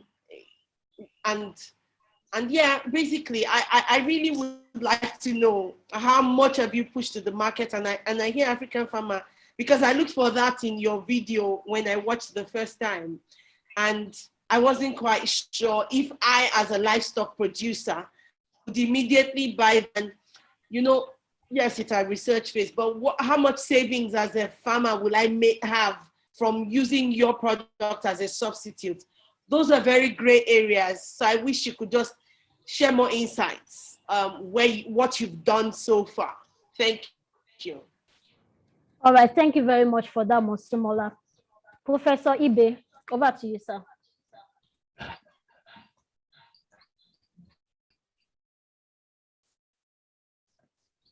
Hello, Prof, are you there? Sorry, I've just unmuted my mic. All right, like I said, I hear some very brilliant ideas, but this is more like a leap into the future, and it's difficult to ask hard questions because we're not dealing with palpable facts. But let me take that leap with you into that future and ask you the same question I asked the last presenter about the sustainability of your input material and how, since you are in the research business, how you intend to assure your quality assurance, quality control elements, because you need to build confidence in terms of your buyers and assure credibility of those inputs into their farming systems. Thank you. All right, thank you very much. Shooks, you have the floor. Okay, thank you, everybody, and good afternoon. I'll start from the economic value over soybean and fish meal. We all know rather that the price of soybean has continued to increase over the past 3 years. And majorly that will be because of the land use problems, the cost of farming it and growing it, as well as the cost of processing it. The option we are replacing it with, which is the insects, are exponential growing insects, meaning that in the same space, let me give a factual example. It takes, in an acre of soybean farm that's being planted, the average amount of soybean meal protein that you can get from that is about 450 kilograms, and that is over 6 months. We're giving an alternative where you can farm upwards because you're farming in rearing crates. I would have attached that to the video, but there was not enough time. Because we're farming in crates, we have the ability to farm upwards. And then when the larva becomes mature from converting this food waste, it contains 60% of protein in its body and 35% of fat. The rest of it is dry matter. The advantage over soybean is that an average soybean meal will give you protein content of about 35% with all that cost.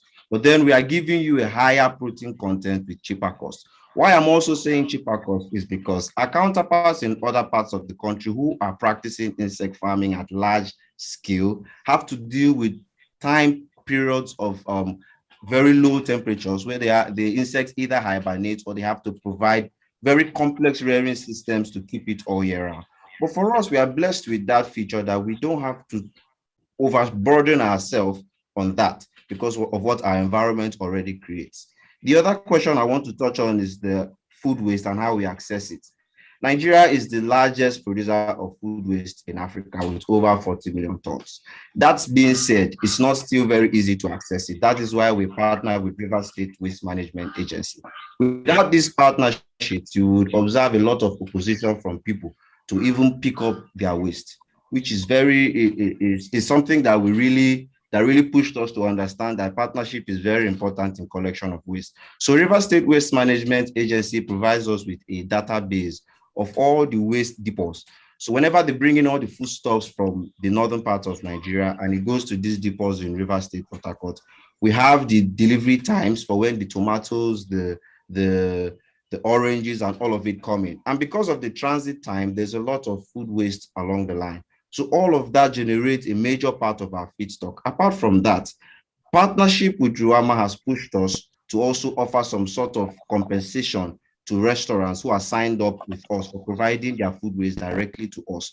They've also offered us 3 waste collection tricycles that go around all of these restaurants to pick up with an agreed timetable. In a return, these restaurants receive a certificate to show that they are operating greenly, and it generally keeps the city cleaner. In terms of sustainability, we, like I mentioned earlier, it's an exponential process. So it grows according to how much of feedstock you can provide and amount of space you can keep the rearing crates. Another angle to the sustainability is the diversity. Black soldier flies are similar to other insects like crickets, meaning that as we estimated in the 4th quarter of 2023, we are expecting to add crickets to this ecosystem because they already exist on a similar ecosystem in the wild. I think I've answered. I don't know if there's any question I've not answered. Okay, sorry. We are in research phase, but we have produced. In the traction slide in the video, we produced in our first round of production 200 bags, and we sold every single one of those bags. Now, 87% of those customers have asked us for a second purchase. In order to ensure our quality, we work with River State University Animal Husbandry Department. We have our most recent product test that showed that we have up to 60% of protein in our larva. In terms of acceptability, Nigerians prefer cheaper options that work. We have a lot of callback from fish farmers because their feed is expensive, and with what we are providing, they can get to table size a lot faster. The reason why we put a launch date is because we want to be sure of our production capacity, as well as to unveil our new machine, which is part of why we are applying for this grant. We are currently producing 1/4 of a ton every single month, and we are planning to upscale that to 2.8 tons. And the major constraint right now is the rearing crates. I think there's another question. Yeah. Yes, please go ahead, African Farmer. Okay, so basically, I have very good working knowledge of this sector. I want to find out your competition. I know 4 people doing this on a fair commercial scale, and so I want to find out who are your competition. Okay. That's number 1. And 2, I know that insect is lighter when you dry them, and soybean is heavy. And at the end of the day, the cost of food and the weight of the food matters. It's kg that the animals take. So that means you'll be putting in more. So what's the competition? What are the figures? There are many people doing this. So give us some numbers. Okay, this is a wonderful question. So in Nigeria, the major competition in Nigeria, I would mention Mark Protein. The reason is because they have a similar structure to the type of the product I want to put out from insect rearing. Now, the Mark, I'm so sorry. I think I missed the second question. If you could just help me with it before my time runs out.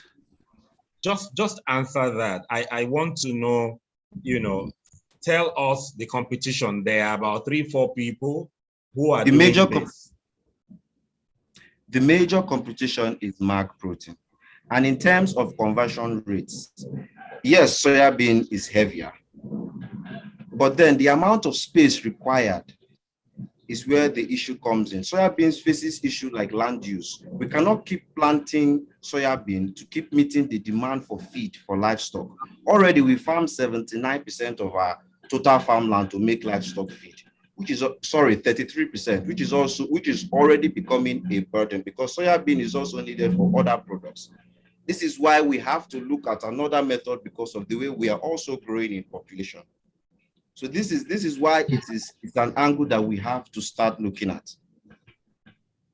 So in terms of the weight, it's going to match or even exceed it because of how it can go upwards. You can only plant soya beans on a plain ground, and you must wait for 6 months to harvest. Now, these insects take 15 days to get to maturity state. So if I'm farming an acre and I'm farming vertically like we're doing now, I'm harvesting every 2 weeks, and you have to wait to 6 months if conditions are okay to be able to match up with that production.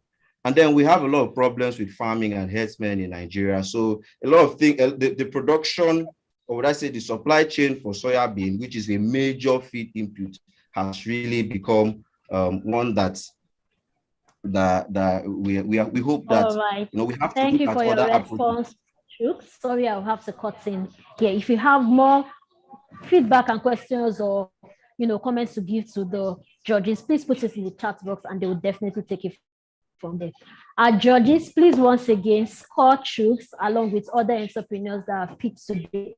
We will be receiving the scores you've inputted from the back end. We'll look out for your responses. Thank you.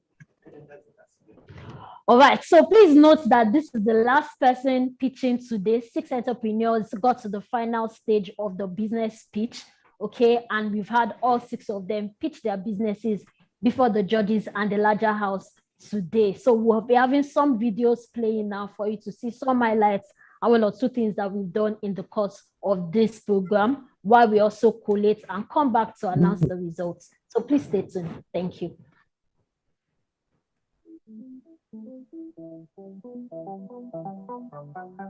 Hi, I'm Chooks. I'm the co-founder at Urbanaka. I was a participant of the Farmers for the Future Cohort 3. It was a fantastic boot camp. We had the opportunity to further expand on our knowledge as well as to learn about how the market in Nigeria works. We had the chance to learn under fantastic tutors. Hello, my name is Ishaku Yusuf Mele, the CEO of Mama Food and Spices. I'm one of the trainees who have just completed the bootcamp. And I want to thank Faith Foundation and British American Tobacco Nigerian Foundation for sponsoring the program. It has opened my eye to so many things about business, such as marketing, branding, record keeping, and so many other things. And I want to share my own experience too. It was my first online training. And I want to thank you for giving me another family, the rest of the training whom we have undergone the training together with 20 of us. My name is Paul Goji. I'm one of the finalists at the British American Tobacco Nigeria Foundation Farmers for the Future Grants Program. I want to say that my experience at the Faith Foundation 3 weeks bootcamp training was very exciting and impactful. I was able to refine my business model, segment my market. I learned about business execution and business financing, amongst many others. If there's one thing I've learned is that a businessman is very much different from an entrepreneur. As starting a business on the foundation of good knowledge is the key to success. Abdulghani Mahmoud, I just want to be my name, the CEO and BTS Concepts. I want to use this opportunity to appreciate BATNF and Faith Foundation for contributing to my entrepreneurial skills and abilities. It's indeed a great journey for being with BATNF and Faith Foundation throughout the training. I'm very happy. I'm very glad. At least my outcome from the training, I was able to equip myself with entrepreneurial skills, personal development, and now I can boldly say that I can run my business, I can employ more skills, and I can create more employment opportunities for. Prior to the bootcamp, I was inexperienced on some important subject matters that relates to the entrepreneurial journey.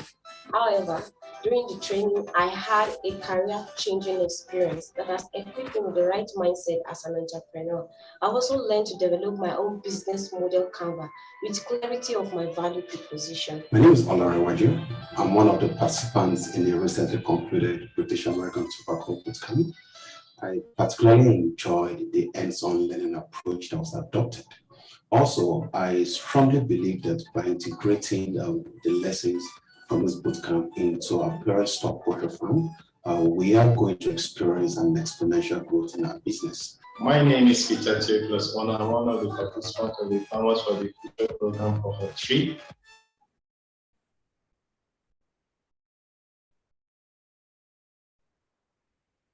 Who helped us in a 3 boot camp. Talking of my experience for the boot camp, I would say one important thing that that boot camp has remodeled my thought to business. I have been really touched in terms of knowledge on how to grow and scale a business. I really appreciate that. It's not something I would like to take personally for granted. And in general, I'm grateful for the opportunity and I'm thankful for them for making this happen in a time like this in Nigeria. Thank you very much. Thank you. It has really been insightful. It has really shaped me and my thought and appertaining business. Thank you. I want to thank the British America Tobacco Nigeria Foundation for this very rare and awesome privilege. I'm very much grateful. Also, thanks to the Faith Foundation for the awesome.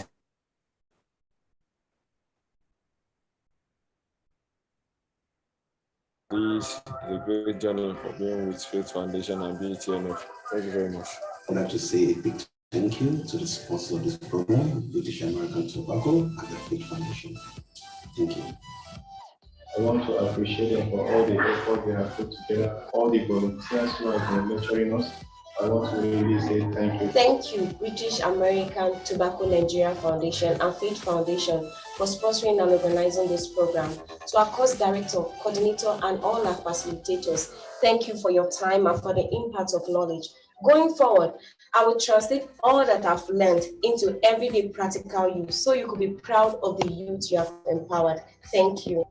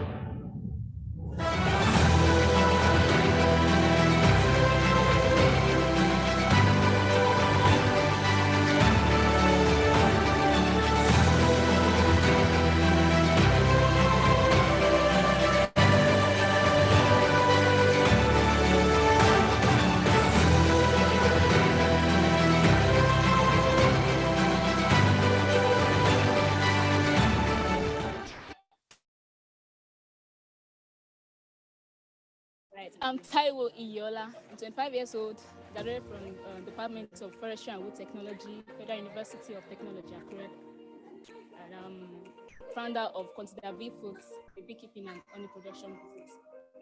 I started with one hive before moving on to 2 months after I did 4 hives, 4 more hives. I started alone, doing the whole work myself. I keep on applying for different grants I see online, checking up for opportunities, and I stumbled on the Farmers for the Future grant by the British American Tobacco Foundation. I applied and I was lucky to be one of the winners. And now I have about 60 hives altogether with the grant from the British American Tobacco. We process E4, we use this sieve to squeeze out the honey. Then we package just that way. We've got the grant, but now we're making use of machines, so we don't have to have contact, so to say. So we're now making the whole process in a more hygienic way and in a more conducive environment. So the support did not include just financial support. It actually involved the technical support and trainings from entrepreneurs and some mentors. So whenever we have challenges, through the mentors given to us, we're able to, with them, we're able to find solutions to this. And this has been going on for a year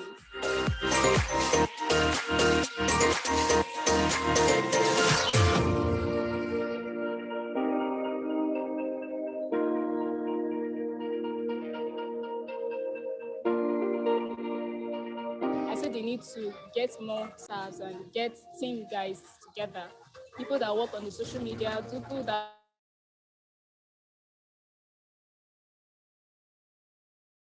have more workers now. So the business now has a proper structure compared to when it first started. So the structure has actually helped to, maintain the business and able to even attract more side of selling at stores. We are looking at selling at even big malls. Structure can be very stressful at times, but the reward is there if you can just go through the stress a little bit, especially when you are just setting up. The yield is something you can smile at the end of the day.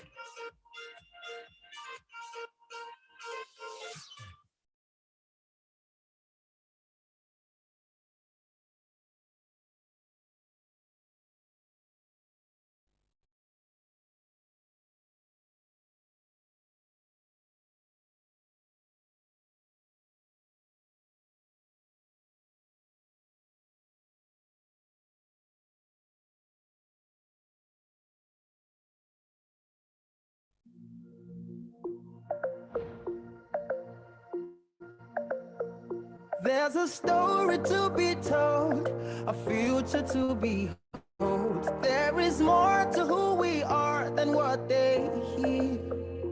We have love within our soul, fire in our bones. We've got everything it takes to make it here.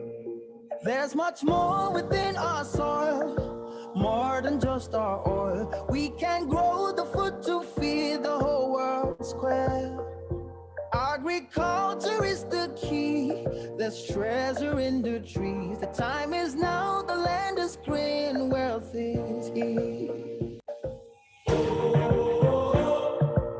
This is our nation, this is our land. Nigeria is ours, we have everything we need. If we could only see, the time is now, the land is green, wealth is here. There are 200 billion dreams. Any one of these is able to begin a spark and change the world. There's innovation everywhere, from Aba to Ife to Kaduna. The land is green, the wealth is here. Yeah, yeah. This is our nation, this is our land. Yeah. Nigeria is ours. We have everything we need. If we could only see, the time is now, the land is green, the wealth is here. If you take a look around from the north to south, there are opportunities to make it here. But if all you ever dream is to go overseas, tell me how you'll ever know that wealth is here. Oh, yeah, oh. This is our nation, this is our land. Oh, Nigeria is ours. We have everything we need. If we could only see, the time is now, the land is green, the wealth is here. Oh, yeah. So this is our nation, this is our land. Nigeria is ours. We have everything we need. If we could only see, the time is now, the land is green, wealth is here.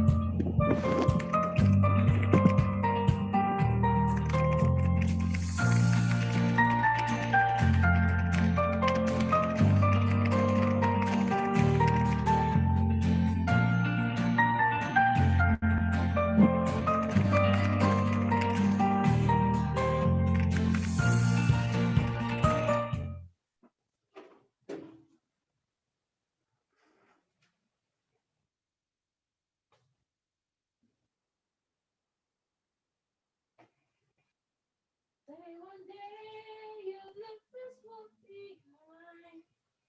So live the life you will remember.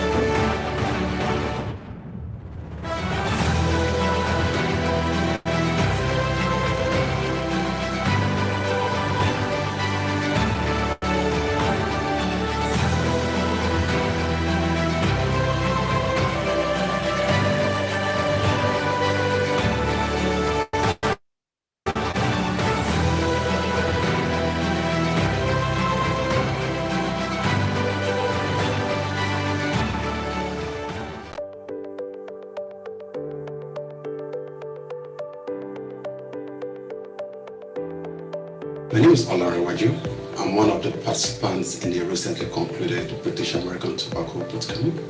I particularly enjoyed the hands-on learning approach that was adopted.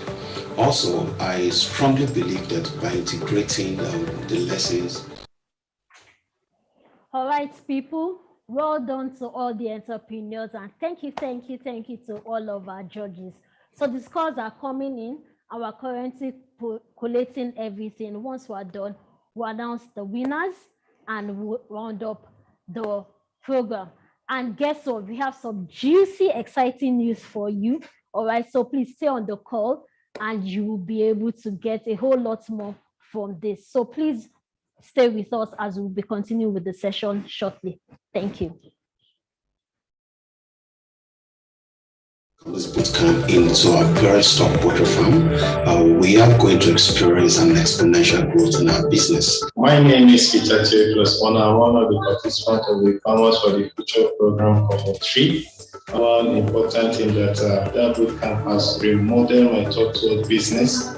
I have been really touched in terms of knowledge on how to grow and scale a business. I really appreciate that. It's not something I would like to take personally for granted. Prior to the bootcamp, I was inexperienced on some important subject matters that relates to the entrepreneurial journey. However, during the training, I had a career-changing experience that has equipped me with the right mindset as an entrepreneur. Thank you, British American Tobacco Nigeria Foundation and Faith Foundation. I want to appreciate them for all the effort they have put together, all the volunteers who have been lecturing us. I want to really say thank you. I'd like to say a big thank you to the sponsors of this program, British American Tobacco and the Faith Foundation.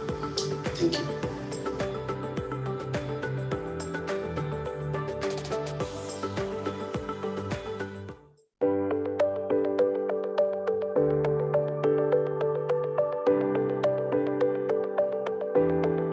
My name is Olari Waju. I'm one of the participants in the recently concluded British American Tobacco Bootcamp.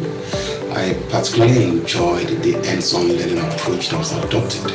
Also, I strongly believe that by integrating the lessons from this bootcamp into our very stockbroker farm, we are going to experience an exponential growth in our business. My name is Peter Theophilus. I'm one of the participants of the Farmers for the Future program cohort 3.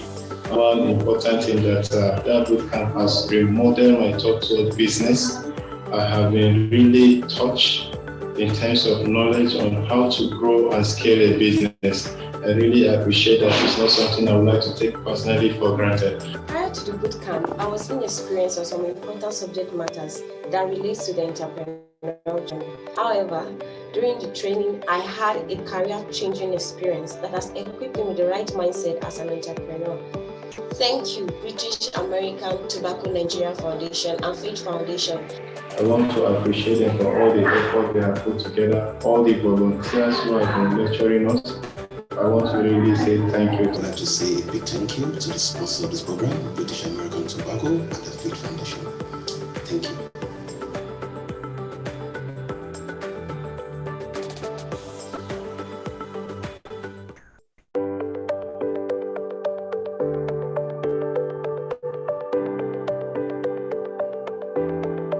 My name is Olari Waju. I'm one of the participants in the recently concluded British American Tobacco Bootcamp. I particularly enjoyed the hands-on learning approach that was adopted. Also, I strongly believe that by integrating the lessons from this bootcamp into our parent stock poultry farm, we are going to experience an exponential growth in our business. My name is Peter Theophilus. I'm one of the participants of the Farmers for the Future program for 3. One important thing that bootcamp has remodeled my thought toward business. I have been really touched in terms of knowledge on how to grow and scale a business.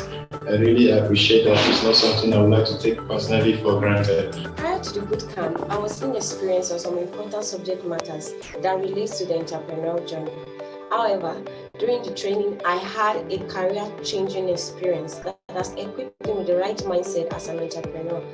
Thank you, British American Tobacco Nigeria Foundation and Faith Foundation. I want to appreciate them for all the effort they have put together, all the volunteers who have been lecturing us. I want to really say thank you. I'd like to say a big thank you to the sponsors of this program, British American Tobacco and the Faith Foundation. Thank you.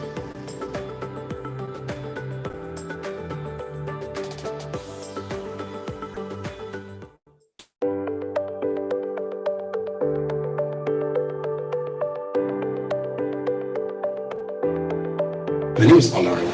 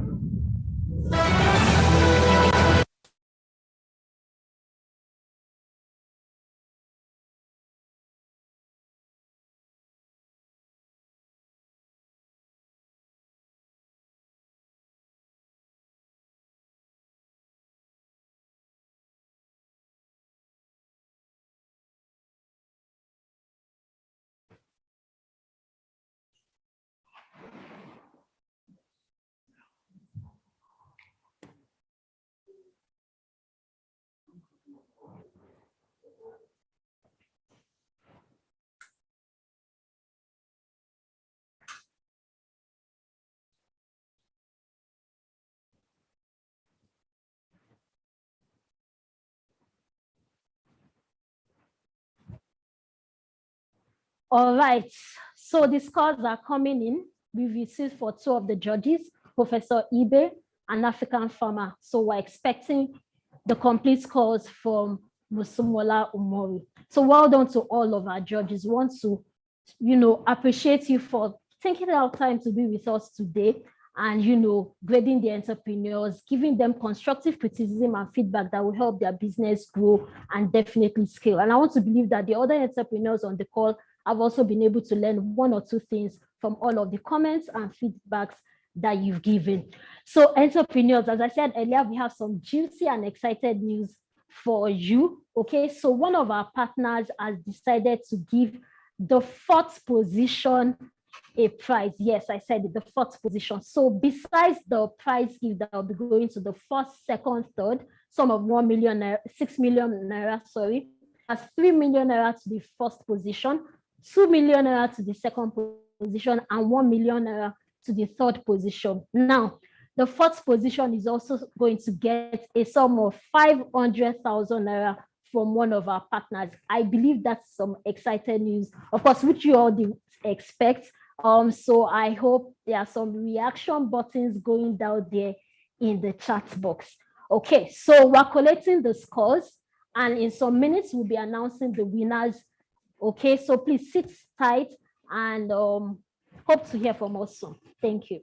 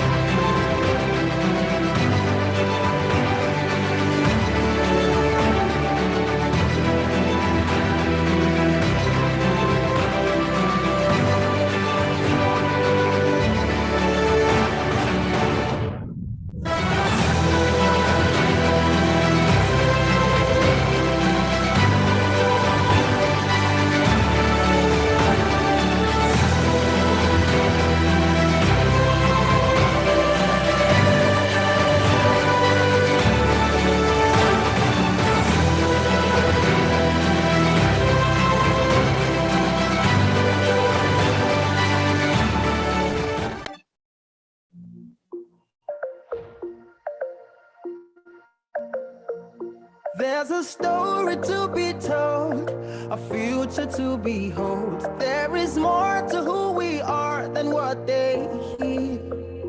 We have love within our soul, fire in our bones. We've got everything it takes to make it here. There's much more within our soil, more than just our oil. We can grow the food to feed the whole world square. Agriculture is the key. There's treasure in the trees. The time is now, the land is green, wealth is here. This is our nation, this is our land. Nigeria is ours, we have everything we need. If we could only see, the time is now, the land is green, wealth is here. There are 200 billion dreams. Any one of these is able to begin a spark and change the world. There's innovation everywhere, from Abba to Ife to Kaduna. The land is green, the wealth is here. Yeah. This is our nation, this is our land. Yeah. Nigeria is ours, we have everything we need. If we could only see, the time is now, the land is green, the wealth is here. If you take a look around from the north to south, there are opportunities to make it here. But if all you ever dream is to go overseas, tell me how you'll ever know that wealth is here. Oh, yeah, oh.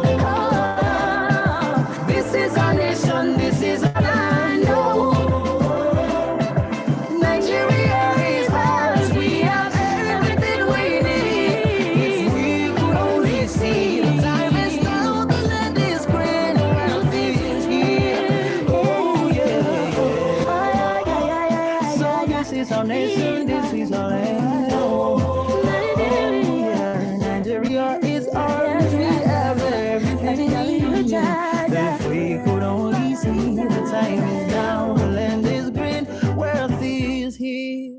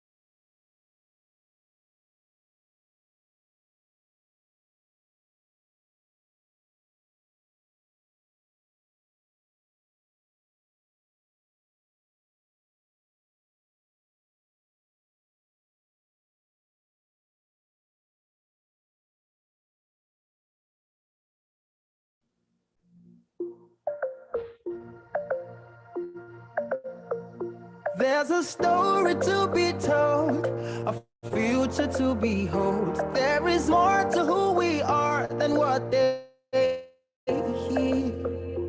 We have love within our soul, fire in our bones. We've got everything it takes to make it here. There's much more within our soil, more than just our oil. We can grow the food to feed the whole world square. Agriculture is the key. There's treasure in the tree. The time is now, the land is green, wealth is here. This is our nation, this is our land. Nigeria is ours, we have everything we need. If we could only see, the time is now, the land is green,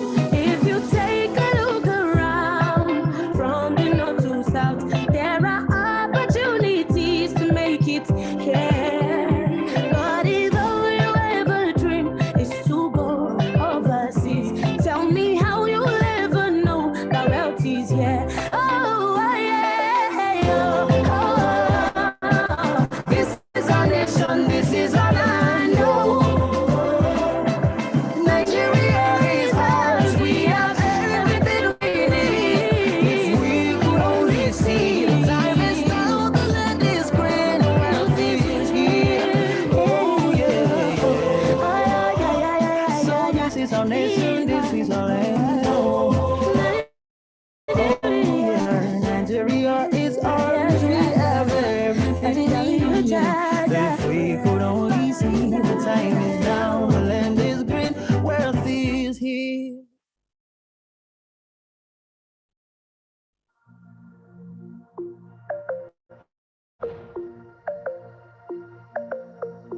There's a story to be told, a future to behold. There is more to who we are than what they hear.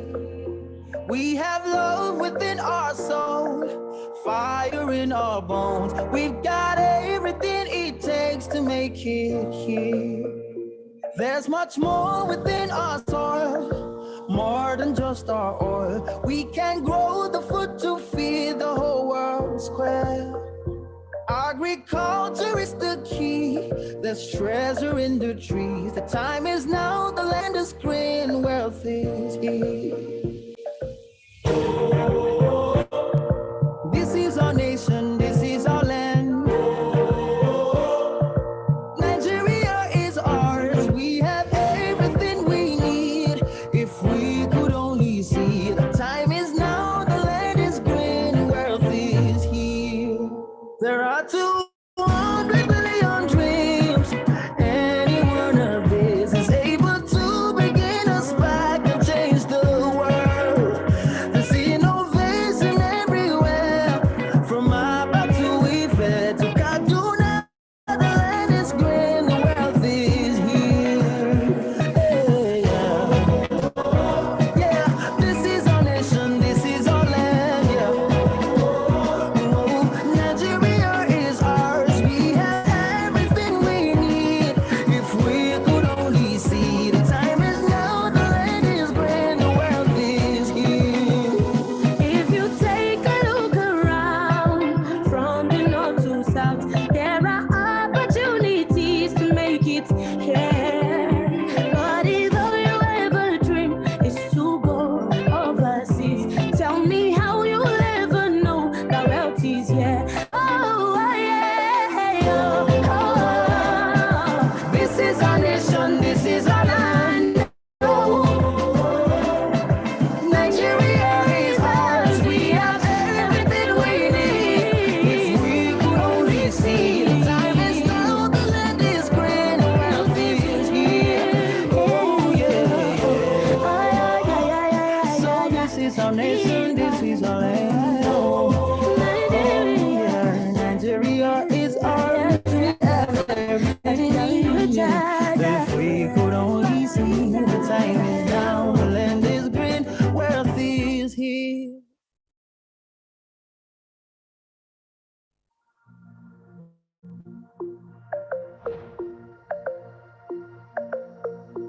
There's a story to be told, a future to behold. There is more to who we are than what they hear. We have love within our soul, fire in our bones. We've got everything it takes to make it here. There's much more within our soil, more than just our oil. We can grow the food to feed the whole world square. Agriculture is the key. There's treasure in the trees. The time is now, the land is green, wealth is here. This is our nation, this is our land. Nigeria is ours, we have everything we need. If we could only see, the time is now, the land is green, wealth is here. There are 200 billion dreams. Any one of these is able to begin a spark and change the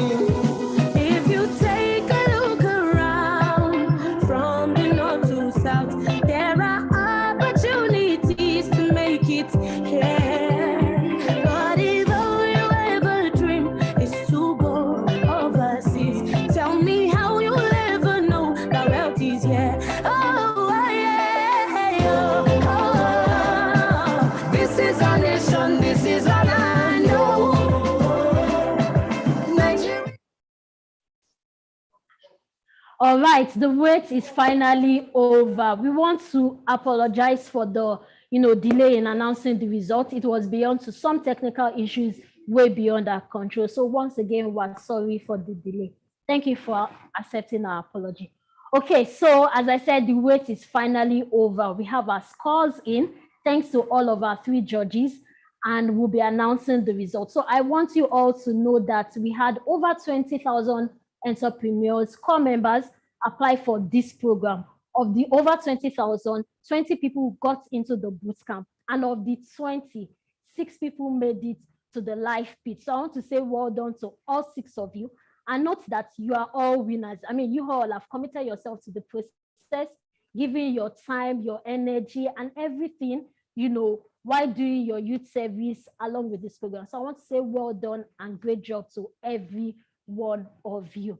And you are all winners. So please note that and bear it in mind. You are all winners. So I'll be announcing the results and starting from the 6th position. So coming 6th in the Farmers for the Future business pitch competition is Olarewaju. Olarewaju, congratulations to you. You came 6th in the business pitch. Well done. 5th position, coming 5th is Peter. Peter, congratulations. Well done. You did tremendously well and you came 5th in this business pitch competition. 4th position, who will also be going home with the prize from our partner, a sum of 500,000 naira, is Ogbona Chooks. Ogbona Chooks, congratulations and well done to you. So 3rd position is Paul. Paul, well done, congratulations. You came 3rd in this business pitch and you will be going home with a sum of 1 million naira. 2nd position goes to Chidima. Chidima, congratulations and well done to you. You will be going home with a sum of 2 million naira. Okay, I love this song. And before I announce the 1st position, if some of you already have an idea who is going home with the sum of 3 million naira, please let's have the song.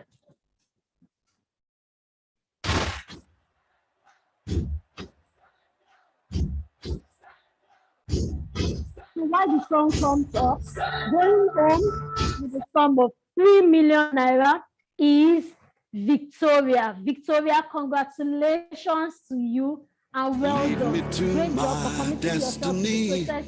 I have waited patiently. And now you've emerged winner of the Farmers for the Future business competition. So guys, here you have it.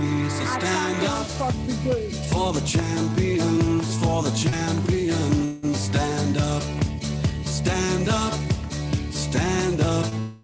Congratulations, Victoria. Congratulations, Paul. Congratulations, Tina. Congratulations, everyone. I know that you might be overwhelmed with emotions, but I know it's allowed. You've done really well, and we appreciate you. So well done to you all. Well done. Here we go, it's getting close. Now it's just who wants it most. It's just life, that's how it is. Cause we have our strengths and weaknesses. Victoria now. Victoria, please unmute your mic. We would love you to say a word of appreciation to the partners, BATNF Foundation, to Faith Foundation, to the judges, and to your fellow entrepreneurs. So over to you, Victoria. You have the floor. Hello, everyone. Hello, can anyone hear me? Yes, we can. Please go ahead, Victoria. I sincerely want to appreciate the British American Tobacco Nigerian Foundation, Faith Foundation, all our facilitators, our coordinator, Olayemi, our course director. I just want to appreciate each and every one of us. You have really impacted me, and within this short period of time, I'm a new person. Like, capacity building is something else. I want to appreciate God for this stretch. It was really worth it. I want to say thank you, everyone, to all our entrepreneurs. I want to say thank you to everyone. We are all winners. And to African Farmer Mogaji, The first time I met you was reading your book, Farming with Revelation. And I'm so happy to have met you here in person. I wish there was no COVID so that I could shake hands with you. But for this privilege, I'm grateful. For all our judges, thank you all. I'm sincerely grateful for this opportunity. I'm looking forward. I hope to make you proud. Thank you so much. All right, thank you for that, Victoria, and well done.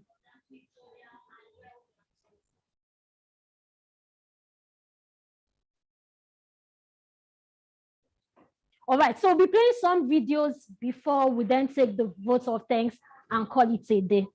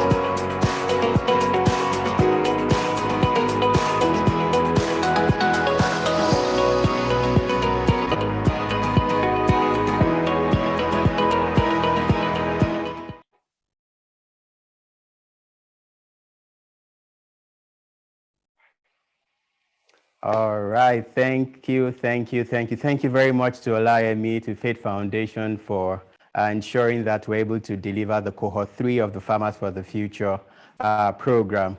I'm very glad for you, Victoria, and all the winners that we've been able to call out this afternoon. An interesting thing that it's good for us to all note, it seems it's just the women doing all the business and winning it. The maiden edition we had in 2019-2020, we had a female winner. Same to the second edition we also had a female winner. And again, this is the third cohort, and we also have a female winner. So there's really something special about you women today. So once again, we say congratulations to you. And like you said in your final statement, you wish to make us proud. We're also rooting for you to ensure that you succeed in your business. I want to use this opportunity once again to thank Professor Chidi for creating time to join us here, particularly as a judge today. Professor Chidi is one of our technical committee member that oversees activities of the British American Tobacco Nigeria Foundation. So he's also here in that capacity to also support us. We're saying thank you to him. We're saying thank you to Mosumola as well. She's been with us on a number of fronts, supporting the foundation through a number of dialogue sessions we've had in the past, and she's also here. We say thank you very much. And of course, to African Farmer Mogaji. Interestingly, if you know him, for the maiden edition of the Farmers for the Future, he was in this very office with us where we selected Taiwo Yola, who was the grand prize winner for that year. So he's been with us very much, and he's also here again. We're saying thank you very much also to you, African Farmer. It's an honor and a pleasure to have you all here.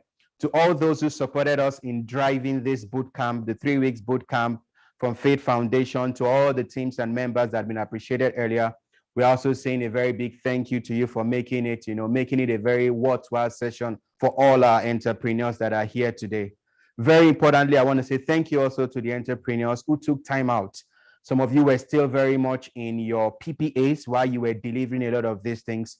But I'm glad that, like you said, it is worth the while and you are here today. Just to also emphasize and give special thanks also to Mr. Steve Okeleji of Aquatic Hub, who magnanimously in the last two cohorts that we've had, inclusive of this, which is the third one, he has supported with 500,000 to the fourth runner-up, to the third runner-up at every point in time to also support your business grow. He's currently on its way out of the country, and that's why he's unable to join us physically to present that award. I want to say thank you to him also for always supporting us and supporting the cause of youth development in agriculture. So once again, on behalf of the board of directors, the technical committee members, and of course, staffs of the British American Tobacco Nigeria Foundation, I want to say thank you to everyone for joining us. To NYC, of course, I must not forget, who is our key stakeholder in this, delivering on all fronts for us and supporting us all the way as well. I want to say thank you to each and every one of you, to the immediate past director of SAID, the Skill Acquisition and Entrepreneurship Development under NYC, Mr. Hilary Nassam. We are saying thank you for all your support. For the new director that is on board, to the Director General also of NYC, we are saying a big thank you for all your support thus far. So once again, I want to say thank you to everyone who has joined. Thank you to all the entrepreneurs. We'll be reaching out to you through Faith Foundation in delivering all that you have promised us. And of course, we'll be giving a feedback to every member of the judges and also every member of the team to also know how they can also go in this direction. So I want to say thank you once again to you. Thank you to Prof. Thank you to our judges. We are indeed very, very grateful. We want to sign off now, but we'll just sign off now and say thank you. We'll be reaching out to each and every one of you soon. I think you deserve an applause for yourself. You deserve an applause for Faith Foundation. You deserve an applause for the British American Tobacco Nigeria Foundation. Thank you, and God bless you. Bye-bye. Bye, everyone. Thank you very much, our judges. We appreciate it. Congrats, Victoria. Thank you, our judges. Thank you, our judges. Thank you, African Farmer. Thank you, Miss Farmer. Thank you. To my destiny. I'm so happy to see you. I have waited patiently. I have vision. Congrats, Victoria. See you again. Can count on me, so stand up so much, for the champions, for the champions. Stand up, stand up, stand up. For the champions, for the champions, stand up. For the champions, for the champions, stand up. Stand up, stand up. For the champions, stand up. Stand up, stand up. Here we go, it's getting close. Now it's just who wants it most. It's just life, that's how it is. 'Cause we have our strengths and weaknesses. Oh, I have vision, can't you see? I'm on the move, make way for me. So stand up for the champions, for the champions. Stand up, stand up, stand up. For the champions, for the champions, stand up. For the champions, for the champions, stand up. Stand up, stand up. For the champions, stand up.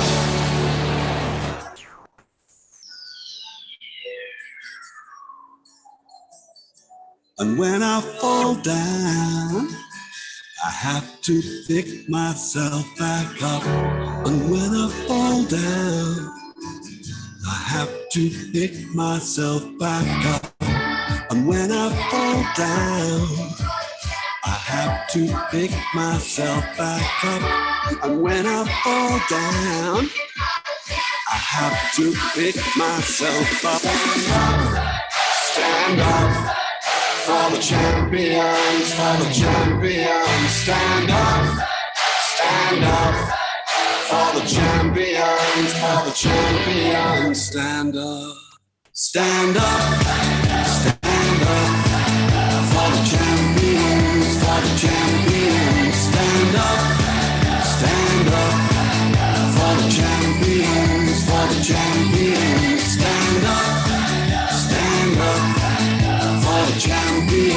for the champions. Stand up for the champions, for the champions.